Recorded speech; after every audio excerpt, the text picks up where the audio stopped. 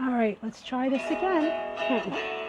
There's no hope in you for me. No corner you could squeeze me. I got all the time for you, love. All right. The space between See if we have fixed our thing here. is the laughter keeps us coming back for more. Hello. The space between You know how it is. You thought because we had the top chick, you know, in our group with us, we were going to be able to avoid issues. Hey, there she is. Let's see. Ah, she went past me that quick.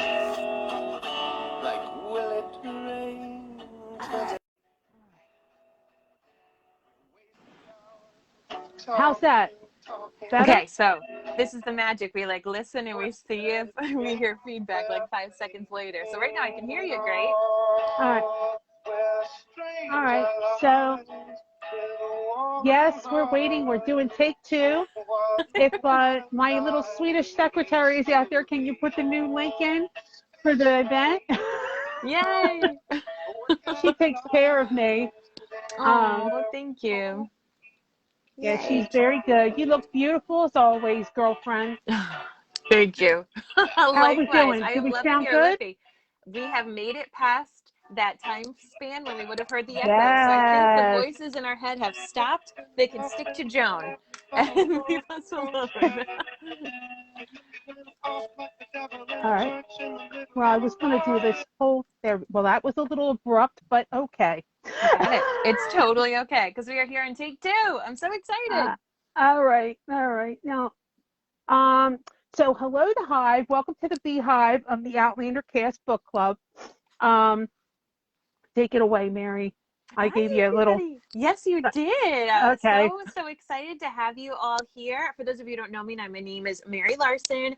I am the co-founder of Outlander Cast, and of course, the creator of the Outlander Cast podcast, and then this book club, which has been a sister kind of development, and now the Beehive. Thank you so much, being led by the helm by Angela. So this is going to be the second part of the look at the novella, The Space Between, from pages 91 to 109 of Seven Stones collection. If you missed the first part, Dinner Fash, you can totally check that out in the announcements section or the event tab in the Outlander Cast Clan Book Club on Facebook, as well as the Mary and Blake YouTube page right on there. So it is a great place to check that on out. And I wanted to say a little hello to our friends who have joined us live. Hi, Connie. So I do hear myself for a hot second, Angela. No, yeah, because I had to get on. That's what I'm adjusting my thing. Okay. So if everyone wouldn't mind doing me a favor, if you're joining us here live or on the replay, do us a favor and let us know where you're tuning in from. And as always, if this is your first time reading this book, or if not, if this short story, I should say, this novella, or if you have read it before. So we see Karen here, we see Connie and Janine. Hi, Susan. Hi, Marcia and Catherine. Another Karen. Hi, Susan and Carla and Carlotta. We see so many dear friends here. Hi, Jane. How are you? Great to have you here. And Lynn and Jackie, Mary, Diane, Gail, Lori. All the gang's we've got here. some great friends. Exactly. A ton of people are here. So as I said, let us know where you're tuning in from. All right. All right. All right. Let me get my little audible thingy up. Okay. How's everyone doing today? Good? You got me with my hair down today because I took a shower right before I came on, so I'm kind of like fluffing as I go. I love it. You know, the summer humidity, it's like so great for those of you who have like wavy curly hair, because it just is so fun, you know, to add in that kind of the texture. My hair just goes crazy. So yours looks fabulous. Clear hair. Hair. Exactly. And I'm wearing my Trust Diana shirt. Yeah. Which is one of my faves. I love my Trust Diana shirt. Okay, so the Beehive is a reading community currently working through the long prep for bees coming in November, or November 23rd. And we read most of the Lord John books over the summer and fall. And then we took a little break for the holidays, you know, and then we kicked back in with Echo and the Bone. over the winter and spring, and we've just started Moby. We will be doing Moby's chapter 4 and 5 on Friday, and then 6 and 7 on Sunday because I had to catch myself back up here. So we kind of have a quick. You're going to see a lot of me this week to get us back on track. So hope you don't get sick of me. No. So if you're watching here on the Facebook Club page, make sure you hit going on all the Beehive events. It's very important because that's how you get to see the extras. Hope you guys like the extras this week. It's also how you get to know if there's a change in schedule, if Mary has an emergency or I have an emergency or we need to start a half hour late. That's where the notification for that goes. So you don't want to be in the dark. And if you're watching on YouTube and you don't know what the hell I'm talking about, I am talking about the Outlander Cast book club page. And that's where you can get, like, you can live chat, you know, because this is live on that page. You can live chat. You can check out the extras I post. You can be part of the community. So we welcome you to come over if you'd like. But this will be posted after the fact as well. So any way you want to watch it, you're welcome to watch. So this is part of a 7-week series on the 2 novellas that fall between Echo and Moby, which is The Space Between and A Leaf on the Wind of All Hollows. This is the 2nd week of that.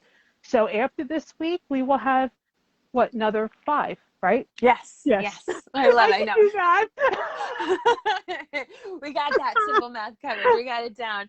So the whole thing is, of course, you guys all thought I was smart. See, I had you all fooled. We know you're smart.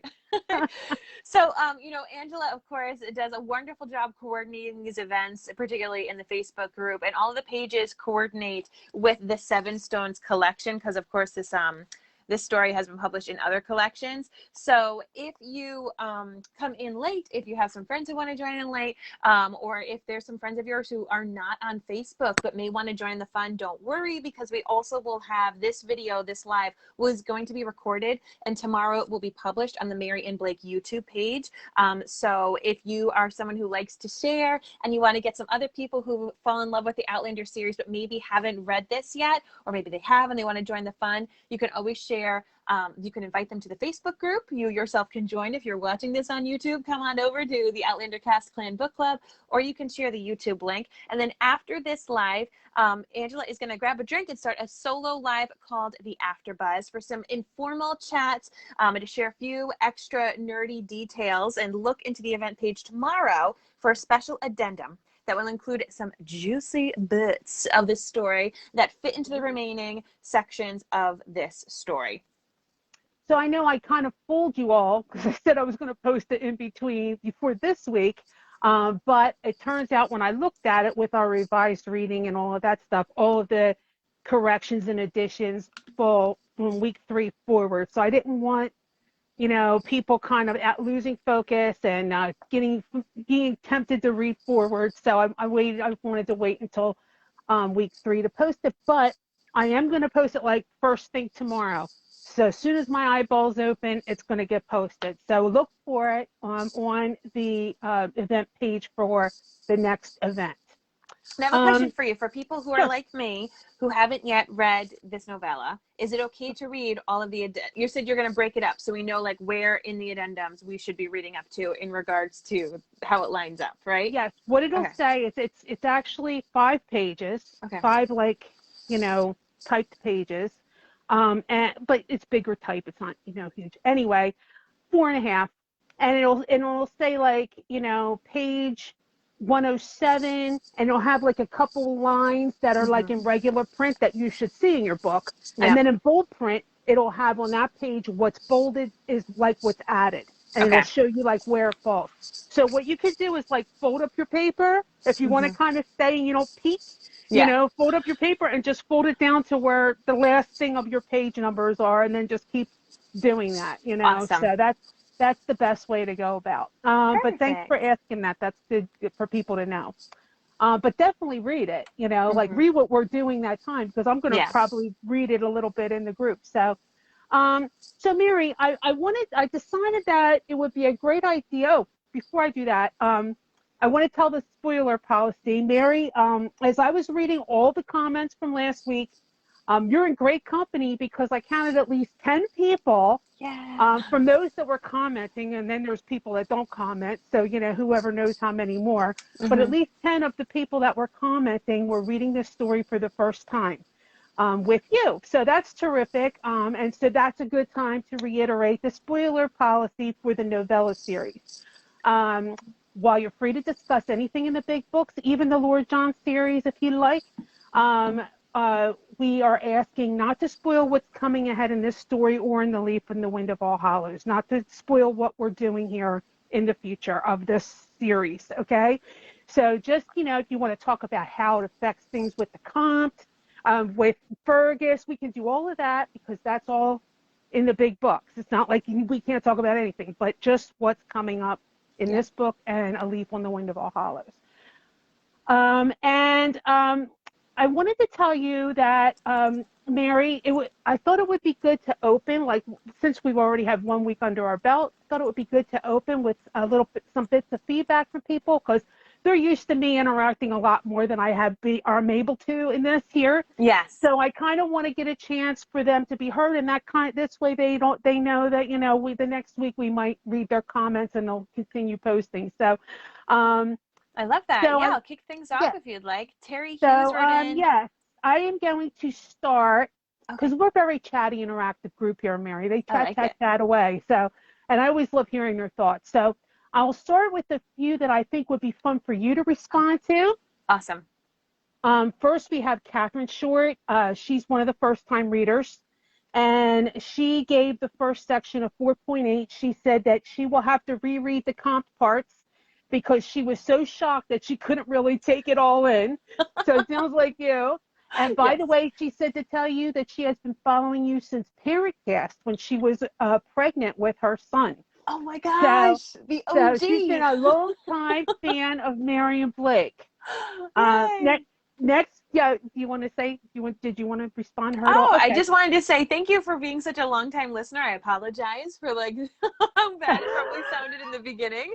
But thank Blake you always so much. says that too. He always says that too. He apologizes. Well, it's so tough. It's so tough when you're used to yourself at the level that you're working at, and then you go back and you listen to earlier things, and you're like, oh my gosh, we either over edited, we made things almost too complicated for ourselves back then. But I'm so excited that Catherine is experimenting into the world of the novellas with us, and is doing it for the first time. So glad to have you here. Okay, and then we have Nancy. She wants to know why you have a love-hate relationship with the Hunchback of Notre Dame, Disney Hunchback of Notre Dame. She loves it and curious why you hate it. Oh, okay. So I think it is. Yeah. I think, the love, the music, the story, all that kind of stuff, amazing. Especially now, here I am as an adult.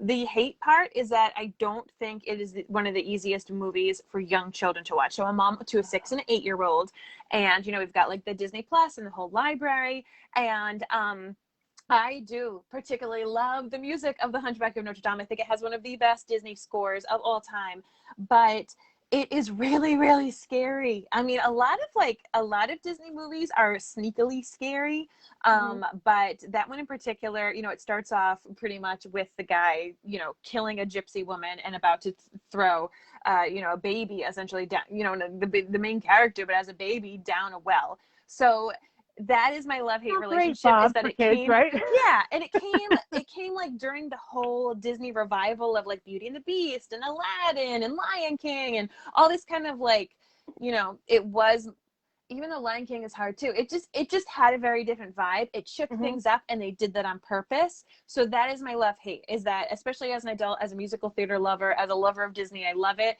It's a movie. I had my kids watch it, and it's very, very difficult for them. It's rated PG. Yeah, it needs the PG Disney. It's it's you're used to oh, this is gonna be Toy Story. Flowers and hearts, right? Yeah, no. And then we have Janelle, and she said something interesting, and I thought you being into music, you might want to respond. She also said that how the comp sees auras reminds her of how some people see colors when they play or listen to music. Yes. Are you familiar with this, Mary? And do you see colors when you play or listen to music? Oh, I wish I did. I wish I could see colors for that. Yes, I'm very aware of it. I actually don't think I've ever met anyone who can see colors of tones. Really? But No, that's a yeah. thing. You know of that as a thing. Yes. Oh, that's Yes. cool. I've never Yeah. heard of that before. Yeah. Okay, So, what do you have, Mary? all right. For some more comments, we've got Terry Hughes who says, wow, this look into Jamie and his time in the cave was so striking and sad. He was so on the verge of not coming back to himself, wasn't he? Exactly. You know, he was that close. Going to Ardsmere almost saved his sanity. He had his men and was their chief, and it gave him purpose. He probably wouldn't have lived very much longer if he had to continue to live in the cave. Yeah, that's why I really like getting these other perspectives, because I think it just gives like another flavor, like I was saying. So we don't ever get a perspective of Jamie in the cave because we always were in his POV. So this is great. What else you Exactly. got? Liz Vidler writes in, Gayla said the comps at Grimoire when she was in Cranesmuir before the witch trials. So maybe when Dougal got her free and she went to Paris, she deliberately looked at the comp when she got there. Oh, I definitely think, I totally think she sought him out. And when she got there to connect with him, because she was probably a little acolyte of his when she was in the 60s, she had his grimoire and it brought it back with her. It was something she brought back with her because it was real old, Yeah. remember? Yeah. And worn. So, she had it in Cranesmuir, because Claire noted it. Yes. So I'm sure when she got to Paris and she knew the comp was there, she was like, I'm finding him. Yes. Get me those yellow pages. I'm gonna kind of like swap stories and impress him with my stuff. Yes. So, yeah, definitely, I think that's true. And you got any more? Yes, we got one more. Innocent Romaine writes in hashtag replay. She tuned in the replay. So remember, if you are watching this in the replay, that Angela and I would love to still hear and read your comments and love for you to participate. So Anna says, remember Joan's mom was crazed over Claire being a witch. I'm sure Joan kept that hidden so that her mother didn't turn her in also. Exactly.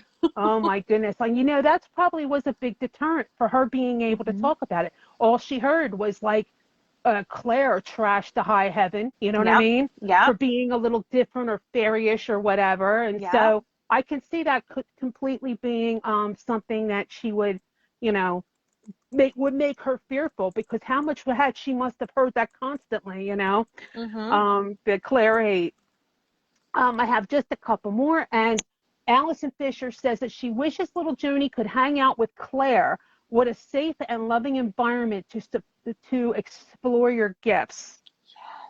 Yes. She's been isolated all her life and probably has no more idea about what seers do and with like their whole opportunity, of what they have going on, and to actually experience what they actually experience. So she just like she doesn't know what a nun's life is like.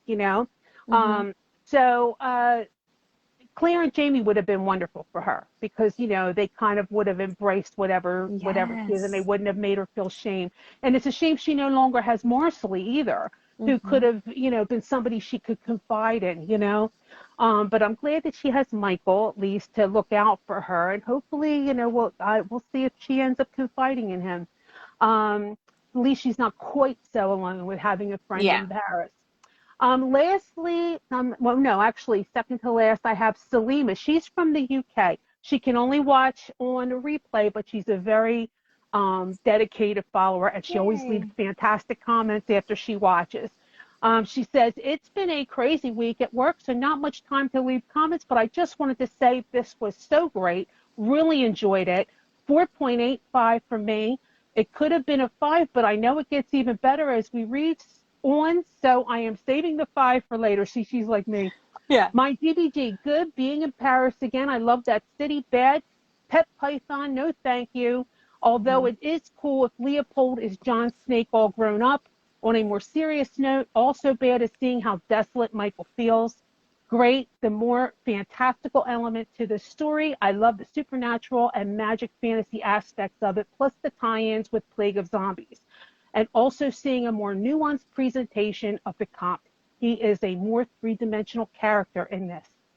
We also got a lot of positive feedback on this joint effort adventure that we're doing here, Mary. People are excited about it. Yay! And I'm just going to read you one of those from Diane McBroom. She said, "Love this. You were fabulous.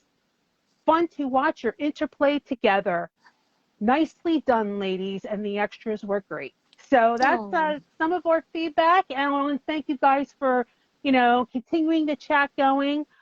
Keep that chat moving, and we love to hear and talk to you. I'll be popping and looking down every once in a while, but I have to move on here. so that Mary can get back to her kids and her family. Title thoughts. One thing I forgot to mention before when we were talking about title is that another idea of the space between is in the Celtic culture. The idea of in between is always invoked with a lot of power. That's where power rests, is in between things, like on the shoreline of rivers and land, on doorways of going in and out of a house, and gates, and just anything where there's in between two feast days.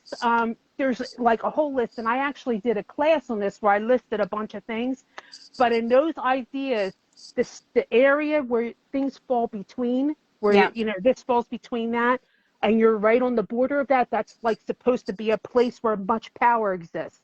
So it's like a mythical idea in Celtic culture. So I think that's also cool. a nod to the title. Okay, so we're going to jump right in. Okay, Mary, how many honeypots do you give this part to?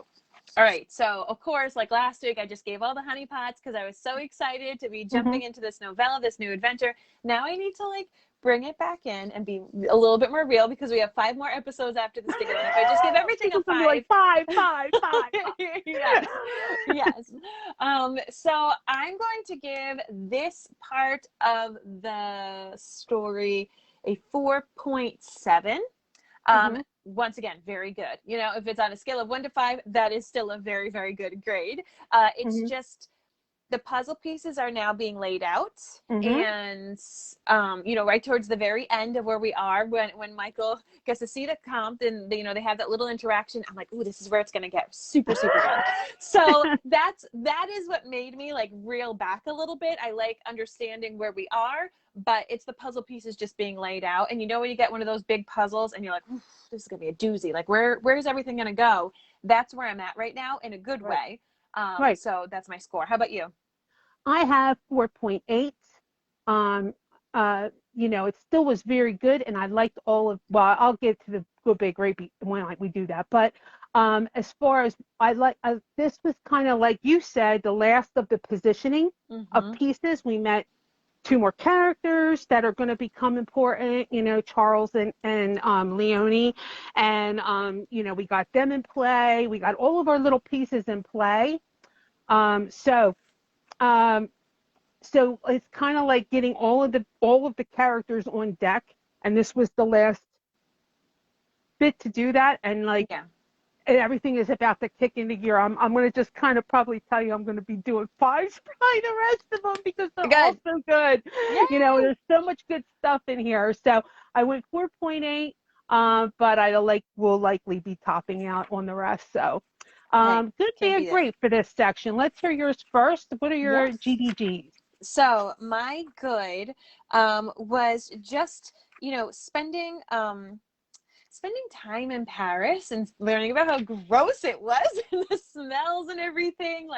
The time that we live in, we are very fortunate. Yes, a lot of us daydream about living in the times of yore, and in different decades or different, centuries or whatever. But goodness gracious, I love hearing how gross and difficult different times were. Even just knowing how often people had to reuse their clothes, and how Joan was still wearing the dress that had the vomit on it. You think about that now, and it's where's my Tide pen? I would take any stain out immediately. I'm going to change things. You keep an extra set of clothes pretty much in your bag, if you ever think you're going to get sweaty or anything like that. So it just, I like being in a different perspective. I like being in a different century and kind of living through their hardships, even though it's kind of a bad thing. It's where I like to be. My bad is how I feel for Joan. I feel so terribly for this young woman who is so alone, is dealing with, you know, all of these issues that she feels like she has no one who that she can speak to them about. You know, she feels, also she's here in this country where she doesn't even understand the language. So half the time she's just baffled by what people are saying, worried that people are talking about her as she's trying to figure things out. Worried about the future because she really doesn't know what to expect, and she's like, never even seen a nun. Nonetheless, I had to talk with somebody about what it's like to be in a convent. And then my great is the ending. The ending, when you are sitting there and you're like, I know who the family is. I know who, and you're just waiting. You're like reading each sentence, like, when is it going to dawn on the Comte? When is he going to hear this about whose names are going to be written on this? And how is he going to react? Like, you're sitting there being like, does he know Fraser? You know, because it's mentioned many times, you know, between like the wine dealership and everything like that. So you're just waiting for it, and then it happens, and it's just so juicy. And that was my favorite part. I know it's at the very end, but it was my favorite part. Oh, absolutely. Just to let you know, a lot of people are like in the same range as us. They're 4.8, 4.9, 4.5, a couple fives on the GBG ratings. And we have, 4.9 for Terry Hughes. There is so much we are in the midst of learning about. Yes. And Janine has her GBGs are how the Comte made with the torches when he went to the chalk mines with the gases and salts to get different colors. Yes, I am a nerd. Bad. I felt terrible about Joan's guilt, about her sight, her feeling useless and great. J. Sweet Frey, love Joni saying this. She is ready. Yes. I don't know how ready she is, actually, but fake it till you make it, Joan. Yeah, exactly. I'll look at some more of your GBGs when I get done here. Okay, so mine, or my good is Michael's care for and draw to Joan. And you can see he's already drawn to her, but he doesn't like want to acknowledge that he is, you know, of course. But he's protective, yes. But you get the sense of it. But it's unacknowledged or recognized by him. And he's already kind of drawn to her. He's calling her Sister Gregory to remind himself, I think, subconsciously that, you know, she is becoming a sister, you know. She's got a good arse, but we that. gotta keep remembering that, yeah. And he has like a sense to protect her. So he's just been like, he's such a good guy, you know, in the midst of his grief, taking care of her like he is. Bad, I have a tie. I have the cemetery. Who are you, Angela? Blake? The tie for bads. Oh my goodness. I'm bad. Am I bad with the ties? No. Is that against the rules? No, I just always laugh when it's like a tie for bads because it's supposed to be a good sandwich, and then it's like, oh no, there's two bad things. I made a fat sandwich. But one is a tie. You know, well, these are two terrible. The cemeteries were so horrific. Yeah. The cemeteries smell all through the city like, you know, you think about Paris and you think of, you know, this like beautiful place and city of lights and, you know, all of this. And it's like just the idea of it's like covered in this stench of corpses and stuff. I don't know if you read the extra I posted, but it was pretty brutal. Gross. So it was pretty brutal. And so I was like, oh God. And the other one is, like you said, the way that Joan is mercilessly beating herself up. Actually to the point that she's trying to give herself physical pain, punching herself in the chest, like trying to be naked on like cold stone and all this other stuff, you know, to like do penance and not even allowing herself the pleasure of a little pamper bath and just to enjoy that, you know what I mean? So, you know, you just felt bad about that. And the great is, again, all the insights and knowledge that we get from the Comte's POV about time travel and all of that stuff. And you might hear a noise because my thing went off and I have to mute. There we go. Sorry about that. Okay. Okay, so let's get this broken down. Let's start this. Last week we started with the Comte, but this week we're going to start with Joan and Michael. Since the end is in the Comte's POV, and it's the first one where we cross paths with Michael, so we're going to leave that and then do it at the end when we do the Comte. And then from here on out, we're not going to separate everything because they're all going to start intertwining more. Ooh. So we'll do it more consecutively from here on out. So, since we end like with Michael and the Comte's POV, we're going to save that last scene and do all the other scenes, which was most of this section was Joan and Michael, you know. So Michael and Joan, we open right up soon after we left them watching the young man jump off the ship. He jumped to his death, and they're riding out into Paris. And Michael is worried about Joan. She's slumped in there in her chair, in her seat, shocked, misery as the coach is traveling through the streets. And this wretched smell that brought her back from her shocked state. And as they pass the public cemeteries in the area, and Michael explains how the bodies are buried in this swamp and flooded. And when it rains and the coffins fall apart, this one guy that I did in the extra, like he had his whole cellar caved in and the corpses went flying into his cellar. Yes, so gross. So gross. My God, I can't even imagine. Right. But he says the smell made him feel sick, and it's a really like horribly descriptive passage, you know, like when the way it's described. Those cemeteries really sound horrible, don't they, Mary? Oh my gosh. I mean, honestly, yes. do either of them need this reminder of death right now? You know what I mean? Like this is like the last thing. The life, you know, and then it's like then we also get to see the suicide. I mean, especially poor Michael. Like he's literally had his wife died, his dad died, saw suicide happen, you know, a couple days before, and then this. And what do you think was what did you think about that? And what did you think was Diana's purpose in including this scene of them riding through this smell of death and the cemeteries and all of that stuff? You know, for me, I think it was to put us readers and to put particularly Joan off kilter. You know, for those of us who forget what life was like, you know, centuries ago because we didn't live there, and for Joan, who's probably just heard about magnificent Paris and all the beauty of it and all the culture, for us to have this harsh reality of, you know, everything isn't what it seems. And there's going to be some stinky things everywhere. Yes. So that's how it made me feel like, oh, everything isn't what you're just going to like daydream about, particularly for Joan, you know? Yeah. I said this brief segment seems to be a commentary on the last scene, which was so emotionally charged. And it also a commentary for Joan, but especially both of them, really. Joan is coming to France to escape these visions of death, right? And to get, you know, and to find another way. And here she comes on the ship. She's witnesses it. She's trying to get away from these visions, away from this death visions and all that. And on the ship over, she gets a death vision. Guy jumps off the ship. Yeah. Then she hits land and she's riding through the smell of death, you know? Yeah. And then she's even escorted by a widower that just lost his wife to death and his father. And for Michael, this smell has to conjure the wretchedness in him that is happening right now to his wife, knowing this is what is happening to his wife, this rotting of her body. Oh, so Angela, you just went there. Oh, I did. But I mean, don't you think that's got to be in his mind? Sorry. No. Sorry.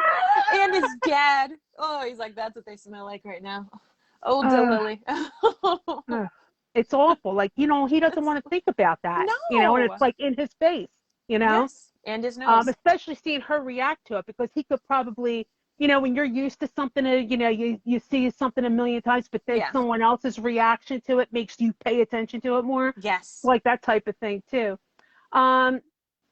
So we learned that Joan had vomited when the suicide was brought on deck, and Michael, sweetheart that he is, decides not to take her to the convent with traces of sick still on her gown. He decided to take her to his house where she could clean up and eat before going to the abbey. And the quote says, and if it saved him from walking into his house alone, well, they did say a kind deed carried its own reward. Yes. So did you notice, Mary, how all through this reading this week, it seems that Michael wants to always kind of keep slowing Joan from going to the convent. You know, he keeps coming up with a reason to delay. First it was just come and let her clean up and then I'll take her after. Then it's like she's staying the night. Then it's like he doesn't want to let her go when he brings her to the what'd you think about that? You know, I think a part of him is drawn. Yeah. it's weird because of course, you know, here she is, she's gonna try to go be a nun, and he of course is a recent widower, so there's a part of me that, you know, just inherently, as because of the last part of the reading talking about a bum, you know, it plants that seed like, okay, we're just gonna like keep that slight interest as an undercurrent. But also they have this interesting family relation, you know, not in an incestual kind of way, but just kind of, you know, they want to be protective. Yeah. So they, you know, it is someone that you've known about, you've cared about, you have this connection with.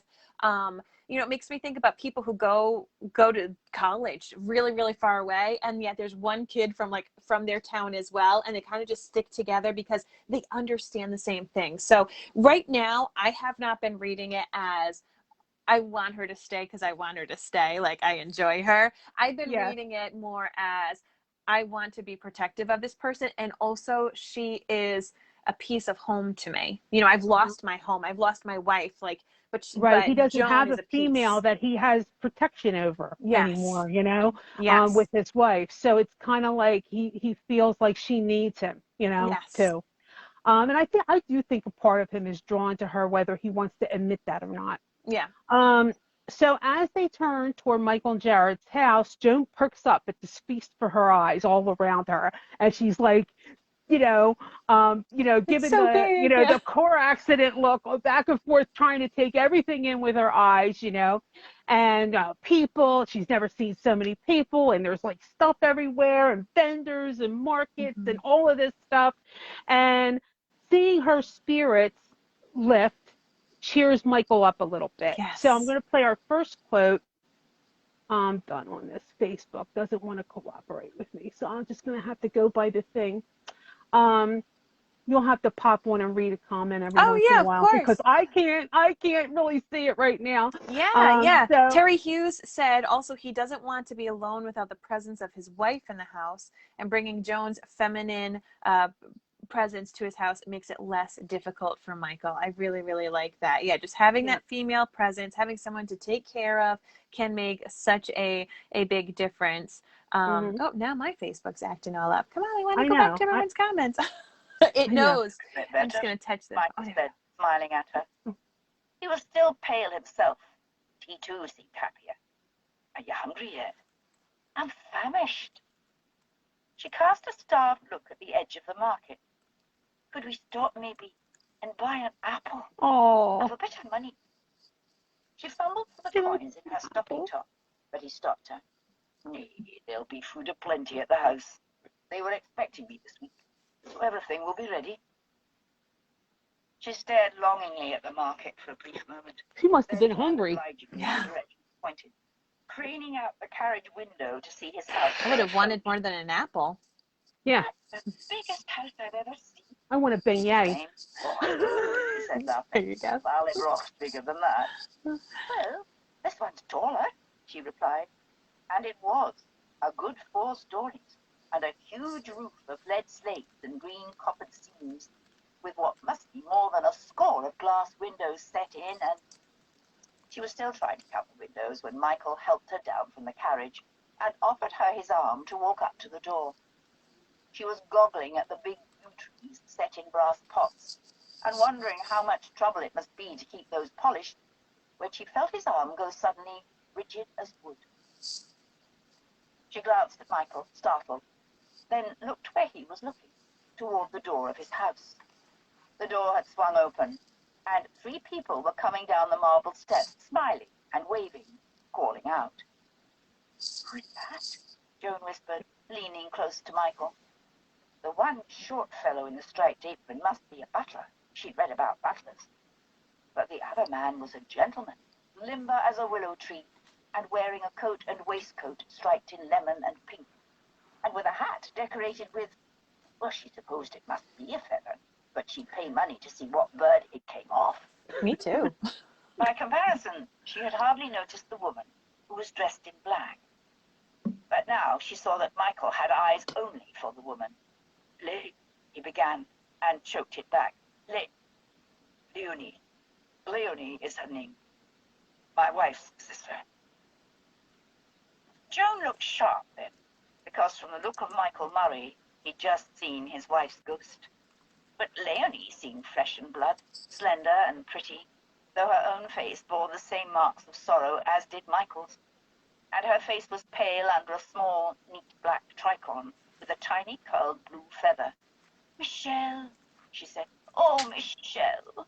And with tears brimming from eyes shaped like almonds, she threw herself into his arms.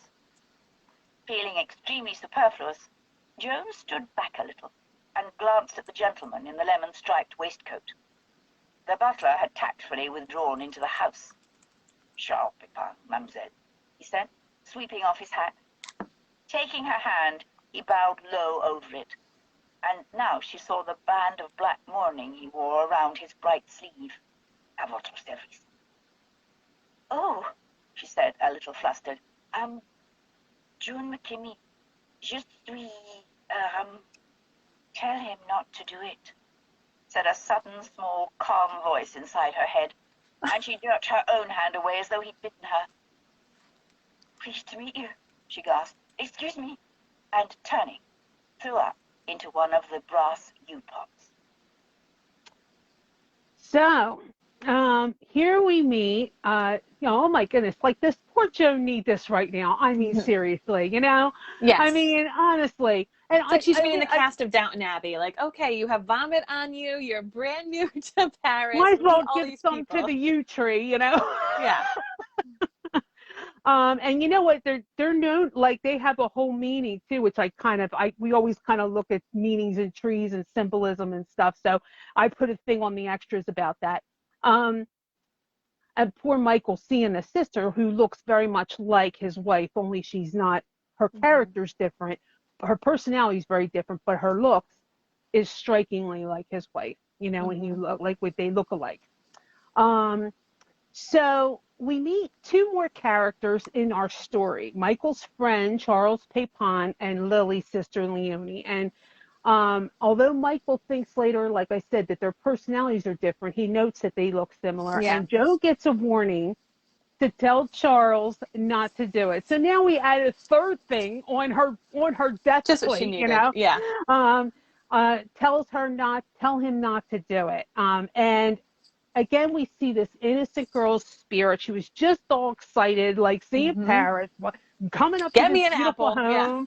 home, ready to eat something, enraptured by this big city, and then shockingly gets smacked into her own frightening reality, of hearing voices, being doomed, not knowing how to respond to it. And Michael's on a emotional roller coaster as well. So what are your thoughts on this turn and on these two characters and this warning that Joan gets? Oh my gosh, I'm totally weirded out. And it is, you get that whiplash that Joan gets. And that's what I think is so fun in this chapter is for so long we're in Joan's perspective of like, ooh, Paris, gross, it stinks and it's creepy. And I'm meeting new people in this beautiful place. And it's just kind of weird. Like, Michael gets has a hard time with Leonie. I don't really know how I feel about her. I'm totally weirded out by this Charles Pepin guy, because I haven't, even though she's mentioned the voices, we've just seen the gray shroud. We've just seen the aura that has happened and her mention that about the previous people who she knew was going to pass. So now to hear these voices and to know that it was a sudden, small, calm voice. Tell him not to do it. Like, ew, what does that even mean? So, I don't know if he's just creepy. It doesn't mention anything about a gray aura in front of him. So I don't know if it's death related or if Joan has because from what I've read so far, I've just been feeling like she gets warnings of death and bad things like that. So this is the first time that I'm hearing a voice say something and I'm completely weirded out, and then how she feels gross when he touches her. So I don't really feel good about meeting new people in Paris right now.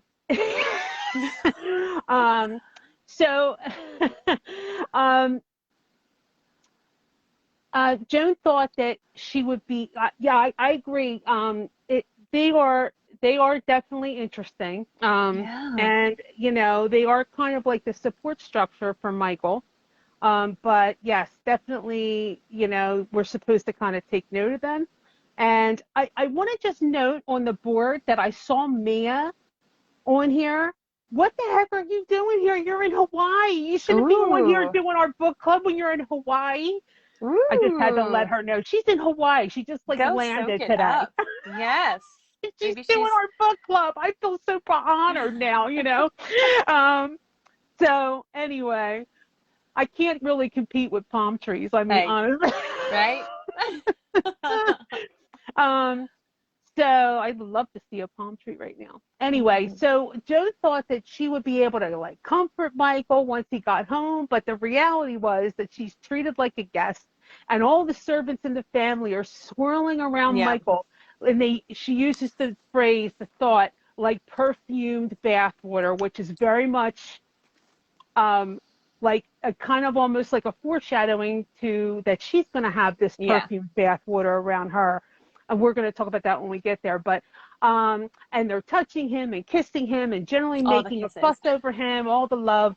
And she didn't have to make much conversation and was able to just kind of sit there and calm down, drink her sherry wine, and like she like really went through with some sherry wine, and she just Oh kept an yeah. eye on Mr. Pepin because she didn't know what this warning meant. Mhm. And so we get a little more insight into her thoughts. So that's our next clip. Okay. Tell him not to do it. And just what do you mean by that? She demanded of the voice. She didn't get an answer, which didn't surprise her. The voices weren't much for details. She I couldn't love that. tell whether the voices were male or female. They didn't seem like either one, and she wondered whether they might maybe be angels.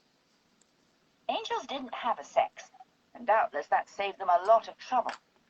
Joan of Arc's voices had had the decency to introduce themselves, but not hers. Oh no. On the Oh other yeah. hand, if they were angels and told her their names, she wouldn't recognize them anyway. True. So perhaps that's why they didn't bother. Well, so, did this particular voice mean that Charles Pepin was a villain? She squinted closely at him. Didn't look it. He had a strong, good-looking face, and Michael seemed to like him. After all, Michael must be a fair judge of character, she thought, and him in the wine business. What was it Monsieur Charles Pepin ought to do, though? Did he have some wicked crime in mind? Or might he be bent on doing away with himself, like that poor wee Gilmored on the boat? There was still a trace of slime on her hand from the seaweed. She rubbed her hand inconspicuously against the skirt of her dress, frustrated. She hoped the voices would stop once she was in the convent. That was her nightly prayer. But if they didn't, at least she might be able to tell someone there about them without fear of being packed off to a madhouse, stoned in the street. She'd have a confessor. She knew that much. Maybe he could help her discover what God had meant, landing her with a gift like this, and no explanation what she was to do with it. In the meantime, Monsieur Pepin would bear watching. She should maybe say something to Michael before she left. Aye, what? She thought, helpless. Still, she was glad to see that Michael grew less pale as they all carried on, vying to feed him tidbits, refill his glass, tell him bits of gossip. She was also pleased to find that she mostly understood what they were saying As she relaxed, I cut it off a little second early. It's okay. What are your thoughts here on Joan's thought? Do you think it's angels? What do you think? No, Okay. I don't Um, think it's angels. Now, Diana has said that she doesn't actually. It's not that like she's hearing actual voices per se, like these external voices, like a crazy person would. She is she says she doesn't really know how to like process this messaging that she gets, and so her brain kind of turns it into like a voice telling her this, but it's Okay. more like a sense. This is what Diana has explained it. It's more like a So sense Joan that isn't she has, schizophrenic and or and, anything. and yeah, and it's Okay. like her mind like processes it and puts words to it, like for her to understand. You know what I Okay. So mean? so it's more So like a feeling and kind of it's observing, more and like a this is feeling, but the voice, her brain has to try to find a way to process it and gives it a voice. Do you know what I'm interesting. saying? That's what she Yeah. said. Okay. And do you think that Charles is in danger, or do you think he's up to no good? What, like the do not do it could be either one. It could be he's going to do something that's going to cause him danger. Remember, there's spoilers. Anybody that's on the board. Or do you think it's just that he's up to no good? I think he's up to no good. I don't Okay, know. I feel like Chucky is a little Chucky. up to. Yeah, I'm gonna name him Chucky until I find out what he's up to. I loved her being all pissed off at the voices. Yeah, They like weren't what much can for yeah, yeah, details. It was so exactly. funny. I love her little snarkiness to herself. Yes, yes. Um, and we get a clearer picture on what she fears and what she's hoping to happen for her at the convent. Do you have any thoughts on that reasoning at all I mean, before I we think move? she's just pulling at straws at this point. She's been going Hmm. through this and has nowhere to turn, and thinks of Joan of Arc and thinks that she's gonna have a little bit of safety where she can share things that she would not feel comfortable sharing otherwise in a safe place. Yeah. So Joan enjoyed all the conversation and the gossip around the dinner table, and which was gave Michael some distraction, and she's surprised that she can understand a lot of it, and we get Yeah. insight into some of the nonsense that kind of burst the revolution, the French Revolution, all of this, what the people are wearing and at court and all the like the stuff. And Mm-hmm. she wallows into this stupor, as she's getting drunker. Yes. And they remind her of little birds chattering, she says, in a tree. And so this life in Paris, like everything she has seen so far, is like such a contrast to Mm-hmm. what she comes from in Bell Rigging. So Michael finally notices her sitting there in a stupor, Yes. and has the maids whisk her upstairs for a bath, and they strip her and they put her in this silky robe, Love it. and probably nothing like she's ever felt before, like Yes. these fine silks and stuff, or anything luxurious like this bathroom that has like just Mm-hmm. totally equipped. And so while she's waiting for the water to be brought in, she begins the joyful mysteries on the rosary, um, and we see her take a bit to respond to this pleasure that she's feeling. Mm-hmm. So put this next one up here.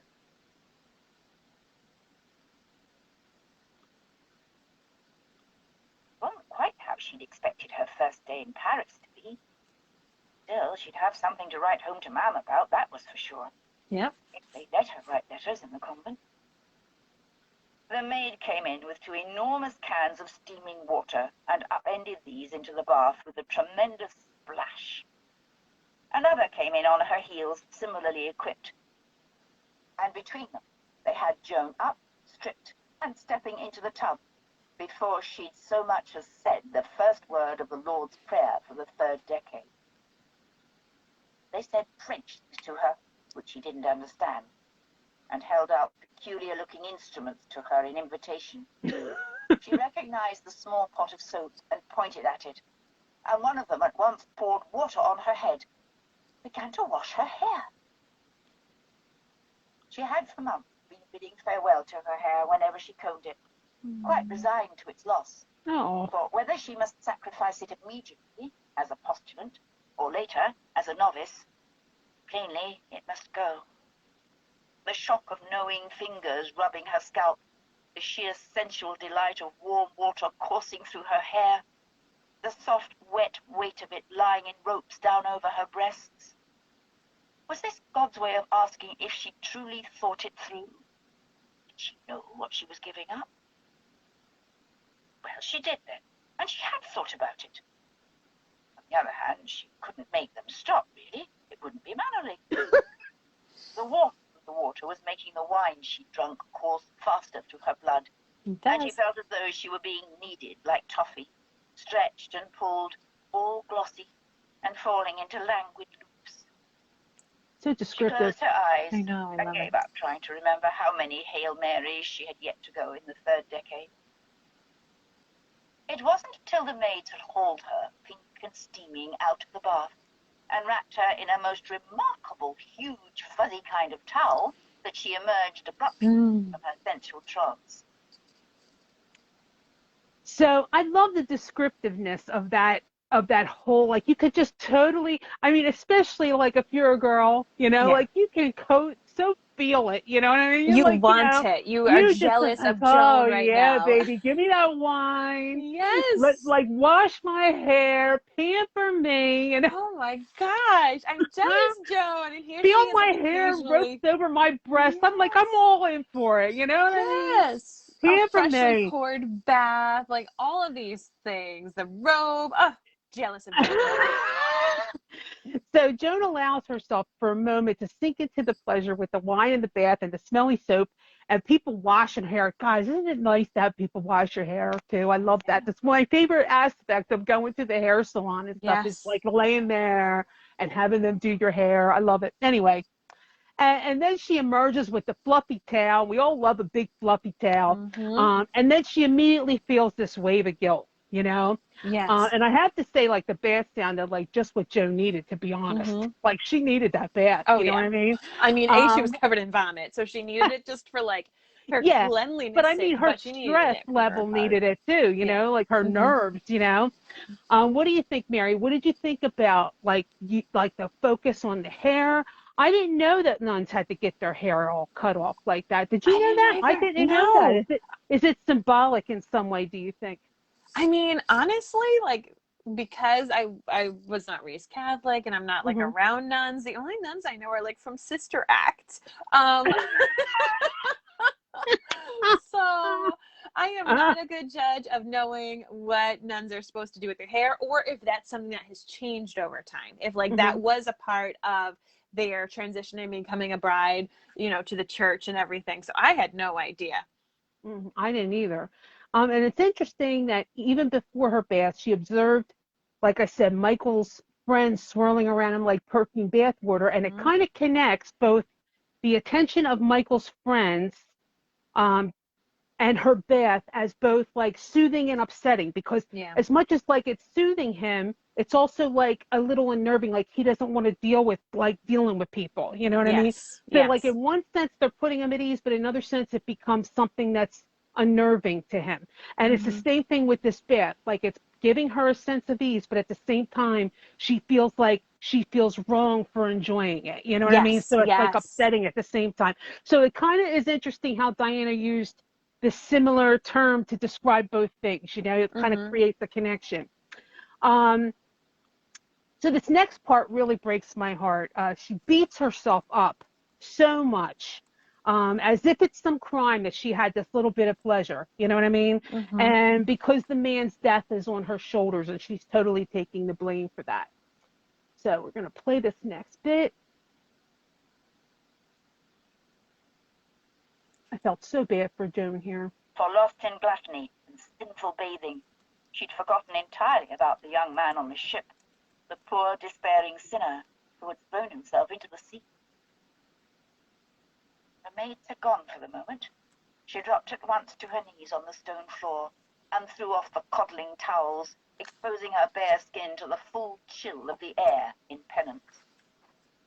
Mea culpa, mea culpa, mea maxima culpa, she breathed, knocking a fist against her bosom in a paroxysm of sorrow and regret. The sight of the drowned young man was in her mind, soft brown hair fanned across his cheek, eyes half closed, seeing nothing. And what terrible thing was it that he'd seen or thought of before he jumped, that he'd screamed so? Mm. She thought briefly of Michael, the look on his face when he spoke of his poor wife. Perhaps the young brown-haired man had lost someone dear and couldn't face his life alone. She should have spoken to him. That was the undeniable, terrible truth. It didn't matter that she didn't know what to say. She should have trusted God to give her words, as he had when she'd spoken to Michael.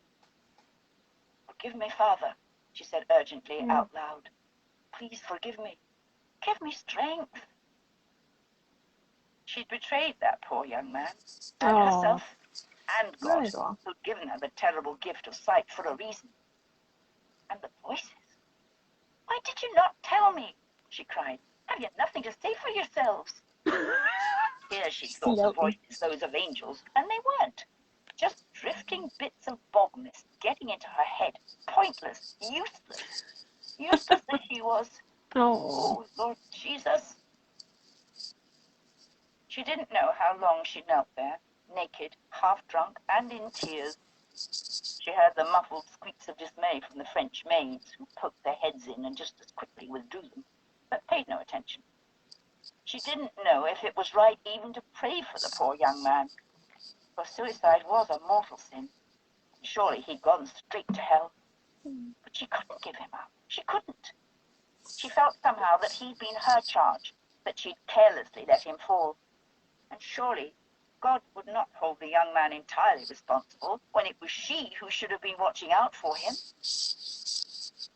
And so she prayed, with all the energy of body and mind and spirit, asking mercy. Mercy for the young man, for wee Ronnie, wretched old Angus. Mercy for poor Michael, and for the soul of Lily, his dear wife, and their babe unborn. And mercy for herself, this unworthy vessel of God's service. Oh, poor I'll Joan. do better, she promised, sniffing and wiping her nose on the fluffy towel. Truly, I will. I'll be braver. I will. I think she's quite brave already, Joan. Give yourself a It's break. terrible. I know. It's awful, isn't it? It's like, and I've been looking at I can only see like one or two comments at a time on the phone. But I'm seeing it. A lot of people are saying that cutting the hair is like a sign of like getting rid of your vanity or something like that, because like your hair is your crowning glory. So it's interesting. I didn't realize they all had to cut their hair short like that. So, interesting.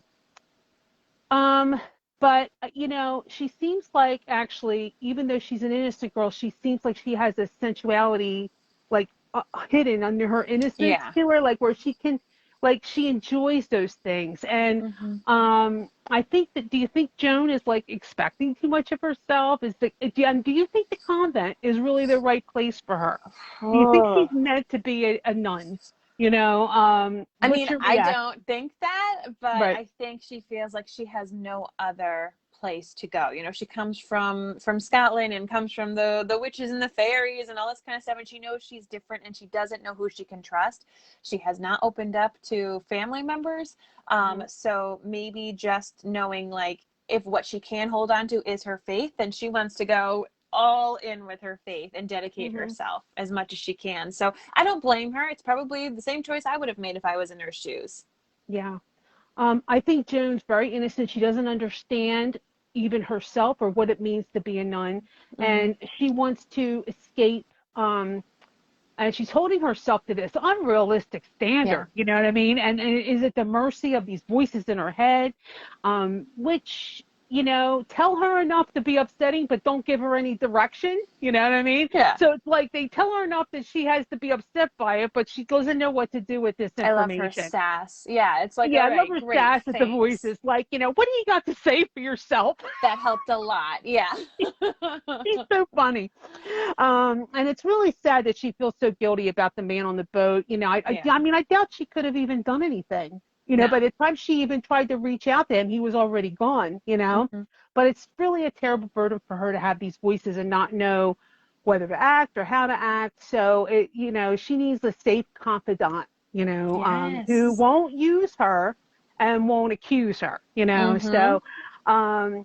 So maybe, I think maybe her whole idea of going to become a nun, it probably was inspired by Jamie, because he used to read to her all of the stories about the saints. He used to teach her the rosary in Latin. And so it kind of like that was probably her little safe place, with like her positive memories is when she had him and he would tell her these stories on his lap. And so all of those stories were about the different saints and nuns and people that were nuns first, like Saint Teresa and people like this, or not her, but you know what I'm saying? Yeah. So she probably thinks, well, that's probably what I'm meant to do because I have this gift. I must have it for a reason, Yes, all these extraordinary people. Yeah. Right. So Michael says goodnight to the servant, and he thinks about Sister Almost Gregory, and who has been put to bed by the maids. And he had he had not noticed for a while her intake of sherry that she's not used to drinking, of course, and had made her tipsy. But once he does, he knows he can't possibly take her to the convent all drunk, right? No. So of course, Can't be like, here you go. Here's your drunk nun. Yeah, just what you ordered. So, just gives him another reason to keep Joan there a little longer. And even the maids were all like a little bit nervous about having this tipsy nun, to deal with, And I kind of love the reference to the Mona Lisa, with her little smirk. I thought it was kind of, I put an extra about that of why it really relates to Joan in a couple of ways, that painting. And it's really a sweet way to describe Joan's drunken state, and he kind of is amused by it, watching her. But it also is very symbolically appropriate. So this section with Michael that's about to come up is also filled with grief, as well as a bit of humor about the tipsy nun. But you also see how he keeps rationalizing extending her stay. And on the surface, he's looking out for her, but subconsciously, because I think he feels drawn to her. I mean, do you think that, or what do you think on that? It's, I'm still, because this is something that's, the story is still new to me. I'm seeing it as very protective. Just protective. And I think that's what it is too. I'm just like feeling like it's more on the subconscious level, like you feel like he's looking for reasons to not have her go, So Michael has had a lot to drink himself. He's sitting up drinking with Charles, and he just can't bear to be alone. And he still needs to shield himself from his memories and his empty bed. And we get this very sad scene. So this next clip.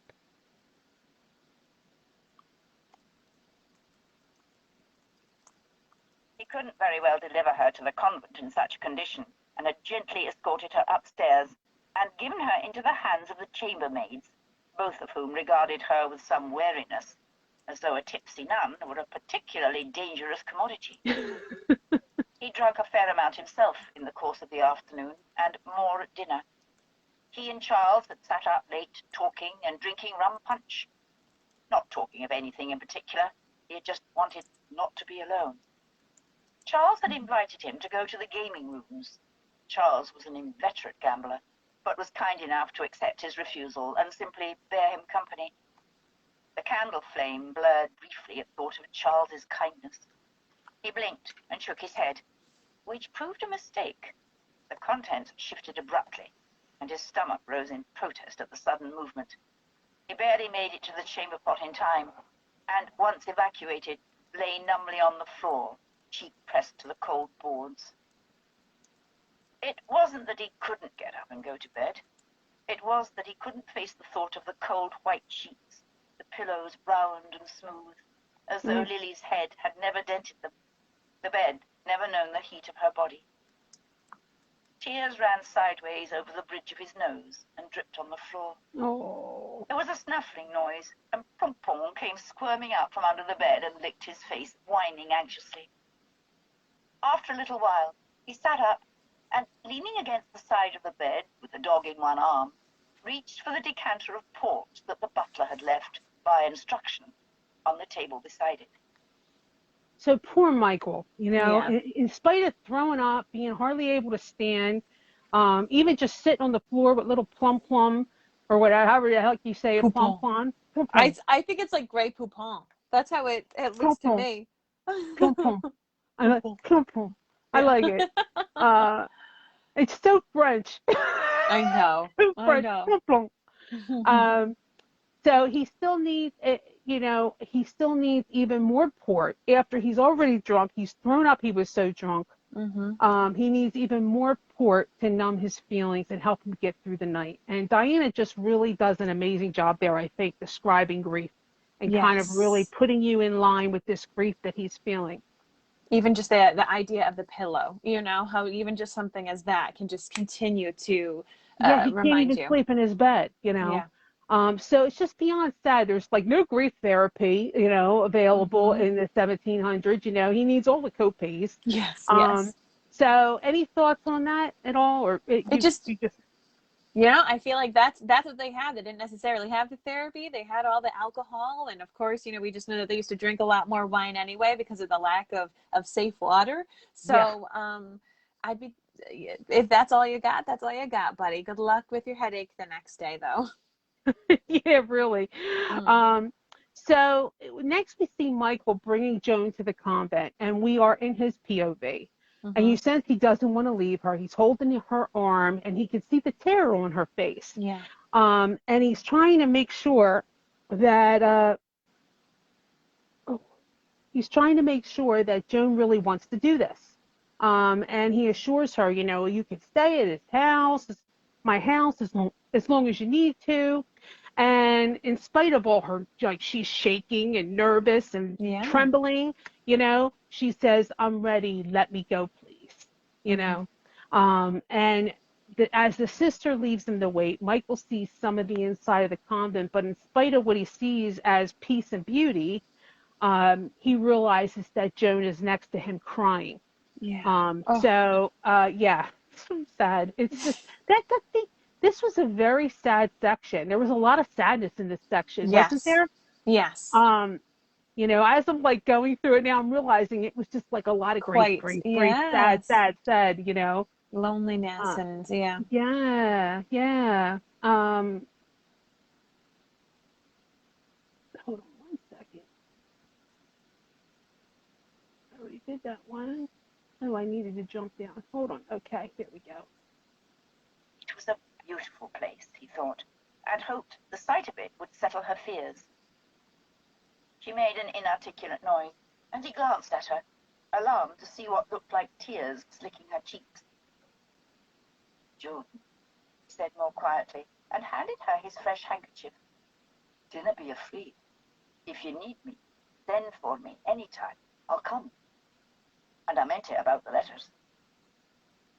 He would have said more, but just then the portress reappeared with Sister Eustacia, the postulant mistress, who greeted Joan with a kind motherliness that seemed to comfort her, for the girl sniffed and straightened herself, and reaching into her pocket, pulled out a little folded square, obviously kept with care through her travels. J'ai une lettre, she said in halting French. Good Madame le Pour. Reverend Mother, she said in a small voice. I give up. Hildegarde? Oui. Sister Eustacia took the note with the same care with which it was proffered. It's from her, Joan said to Michael, having plainly run out of French. She still wouldn't look at him. Das her wife? You know, Claire? Yeah, that lady. Michael blurted, making Jesus both the portress Christ. and the postulant mistress stare reprovingly at him. She said she was a friend of Mother Hildegarde, and if she was still alive. She stole a look at Sister Eustacia, who appeared to have followed this. Oh, Mother Hildegarde is certainly alive, she assured Joan in English. I'm sure she is so interested to speak with you. She tucked the note into her own capacious pocket and held out a hand. Now, my dear child, if you are quite ready. Je suis prête, Joan said, cheeky but dignified. And so Joan McKimmey of Balrigan passed through the gates of the Convent of Angels, still clutching Michael Murray's clean handkerchief, and smelling strongly of his dead wife's scented soap. Awkward. Michael had dismissed his carriage and wandered restlessly about the city after leaving Joan at the convent, not wanting to go home. He hoped they would be good to her, hoped that she'd made the right decision. Of course, he comforted himself, she would actually be a nun for some time. He didn't know quite how long it took, from entering as a postulant to becoming a novice to taking the final vows of poverty, chastity, and obedience. But at least a few years. There would be time for her to be sure. And at least she was in a place of safety. The look of terror and distress on her face as she'd shot through the gates of the convent still haunted him. So I kind of love the J Sweet Pray nod, you know, that we got there, you know. And she's so brave here, you know. She's shaking like a leaf. Don't you think she was so brave here, Mary? You know? Honestly, you know, you see everything that she's gone through, you know, all of the trepidation that she's had making this voyage, her own self-doubt. And here she is, and then she says that motto, and all of our hearts just sung out together, Yes. being like, "Go, Joan! You know, Yes. we're right here with you." And to have you know, the sister who greeted her have that kind of like motherly spirit to her, you feel at least that there's going to be a little bit of peace. Yeah. You know, it's amazing um how invested we are so quickly into this Yes. character, into both of these characters, really. You know what I Yes. mean? I mean, we only met them briefly in Echo, really, and it's like, like really, we're so invested in them by But now, they're and it's not that family much of to this book. us, Yes, you know? yes, I know, but I mean, I think that Diana did a good job jumping you right Yes. in, like really absorbing you into them emotionally. Yeah. What did you think of Michael's reaction to Joan having a letter from Mother Hildegarde from Claire? I don't quite understand why he had such a strong reaction. Uh, I also don't know how that hasn't come up in their travel across the ocean, you know, across the sea or whatever it is that they have to take to get him over there. Is it like a straight sea? I really don't know the ocean geography in right. in Europe. But anyway, you The think that. channel. They went across the Thank you, channel. thank you. You think that it would have come up?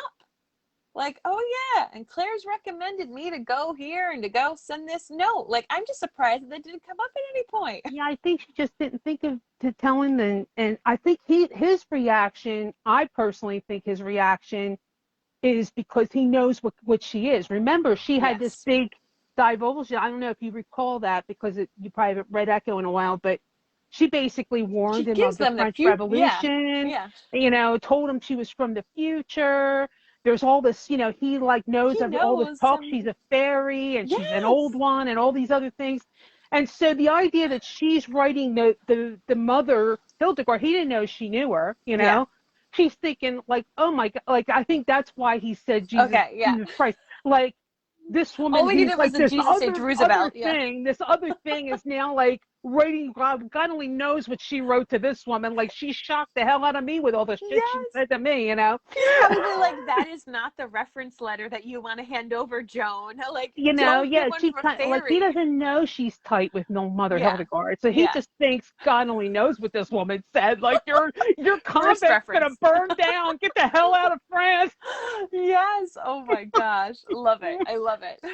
Uh, so Michael's really invested in his care of Sister Almost Gregory, Yeah. and although he's still processing his grief, and so Michael is restless. His mind's busy thinking about her new position. What will be the outcome? Will she be happy? Her terror is haunting him, and he believes she'll have years left to decide with before making any final choices. And again, you see him kind of comforting himself with that It'll be a knowledge. while.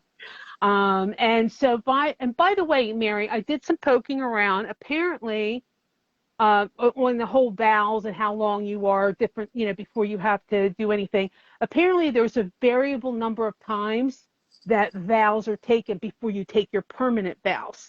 So I think what happens Wow. is like there's a temporary vows where you go, I think, from being the postulant to the novice level. You Mm-hmm. take like this vows that are still retractable, I guess, at that point, but you're like basically you're past your probationary period, but you're not fully, there yet. Yeah. But you still can back out, but you're kind of getting to that point. So I think like maybe after a year you're that, and then you go through a year at that level before you take the other thing. So I just wanted to let you know what I found because we were questioning Yeah, about that that's really last good to time. know. Yeah. So I think it's when you go from a postulant to a novice, you take like your first set of vows, Okay. but they're still retractable if you change your mind at that point. Okay. So Michael seems to be thinking about Joan quite a bit.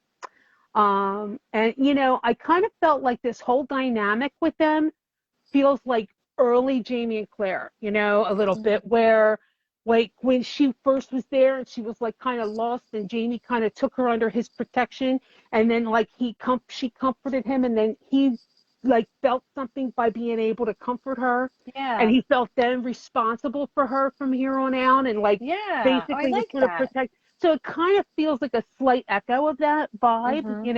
Mm-hmm. But and she is basically this other, that's And with kind them of both being different. off limits, because Claire was talking about my husband. So Jamie, for, just thought she was off limits, of course, for a Yeah. while. And then, of course, with Joan becoming a nun, being off limits in And they that both way. have something other about them. you know, that makes them different, you know. So even though they both, Michael at this point and Jamie Joan. didn't know Oh, what Joan. that was Okay. Yeah. about those women, but they Yes. sensed something was unusual, you know. Yes. So and they felt drawn to protect them, you know. Um, so uh, so the letter she had produced seemed to seemed to be a surprise, and Michael puzzles through Diana uses that idea, that letter coming out, to have Michael kind of puzzle through his own ideas, and it gives you like this recollection of all the things that that Claire, thank you. Okay. I got you. That Claire said, and he starts to think about all the various stories and tales that are talked about her, what he observed about her, what she had said to them about the future of Paris. As he's walking through the streets, he's imagining all the things that she said, you know. And I like how Diana's pulling all these threads together, you know, and doing her little weave, you know, pulling and connecting you to Echo and connecting you to all these things. And we get this strong inside of here, you know, inside of this little passage, we get this strong insight into Claire's growing power, you know, because we get what happened when she embraced Michael, you know, that there was something physically that felt drawn from him, that the grief that he was felt, and he actually felt relieved. And you get that. That's part of her power, that she's empathetically healing his spirit there, you know. So I'm going to play this next bit. All right.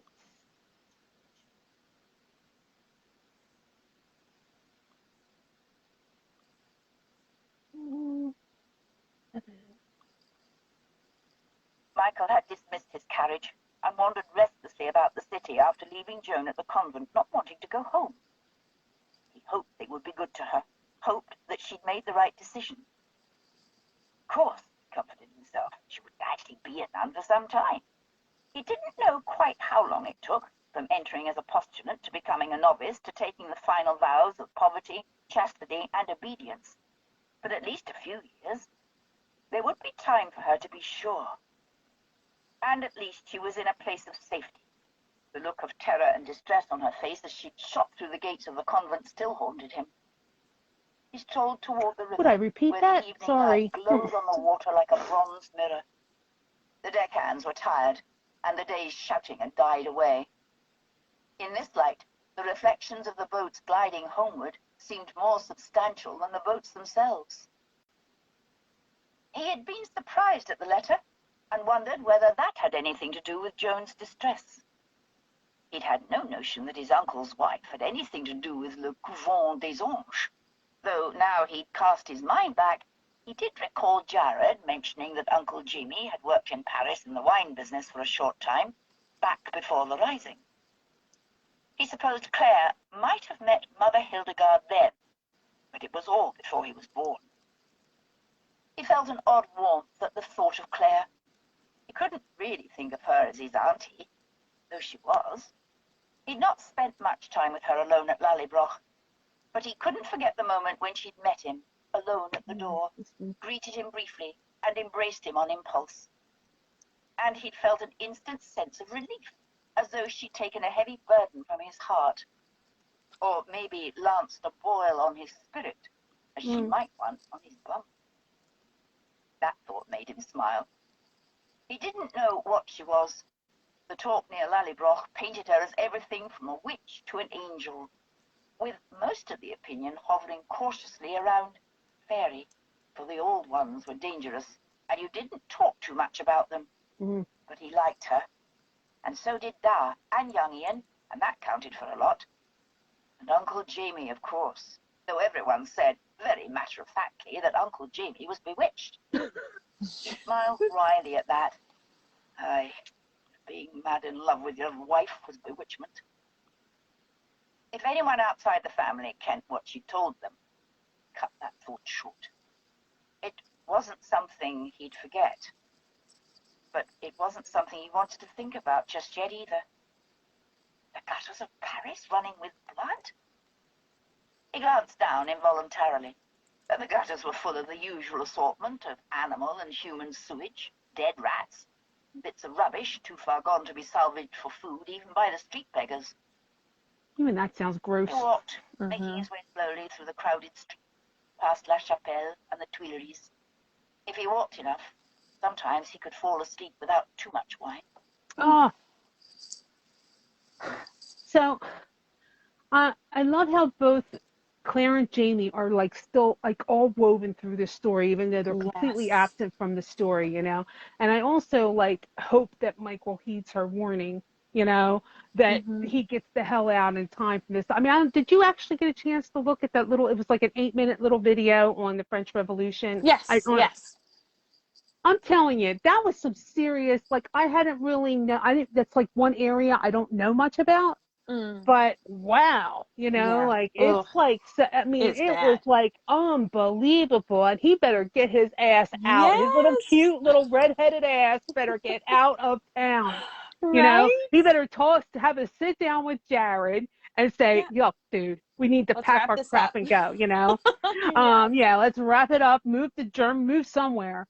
And so I love the imagery too. I didn't include it in the clip, but of the like as he walked, he looked at the Plaza de Court or whatever it was, and saw the shadow of the guillotine hanging over Paris. Like such a great image, like sharp imagery.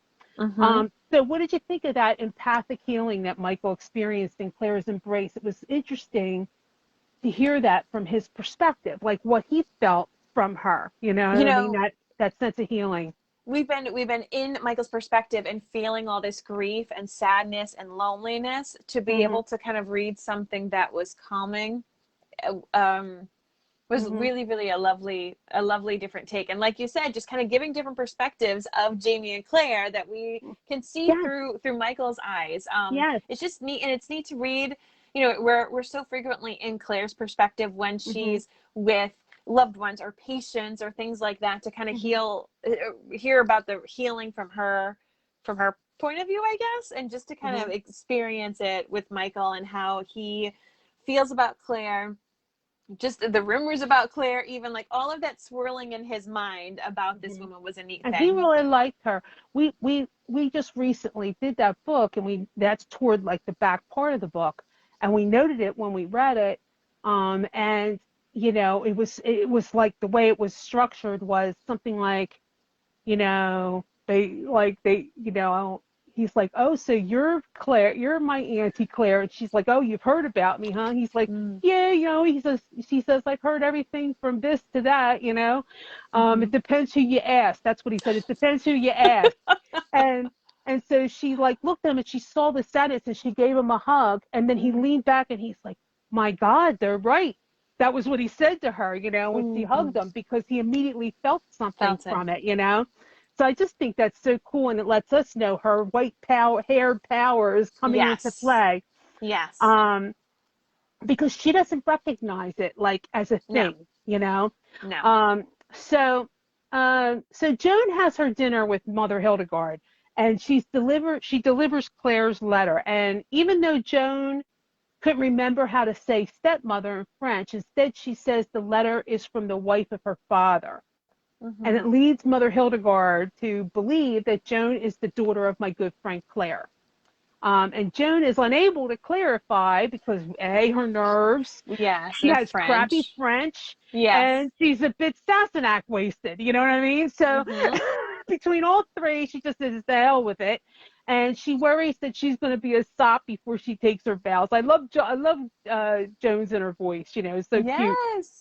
And we have the current Bhutan is in attendance. I just love that there's always a Bhutan. Yeah, there's always a Bhutan, and you kind of like wonder how many Bhutans do you think, you know, Mother Hildegarde is up to now. Okay, or is she just like, you're just like, all lumped into She had little graves. Remember when Claire was there? She had like a wall of little graves for, you know, all her Bhutans of the past. Oh my God! And now it's been like 30 freaking years. How many more Bhutans are there? You know? She's too funny with that.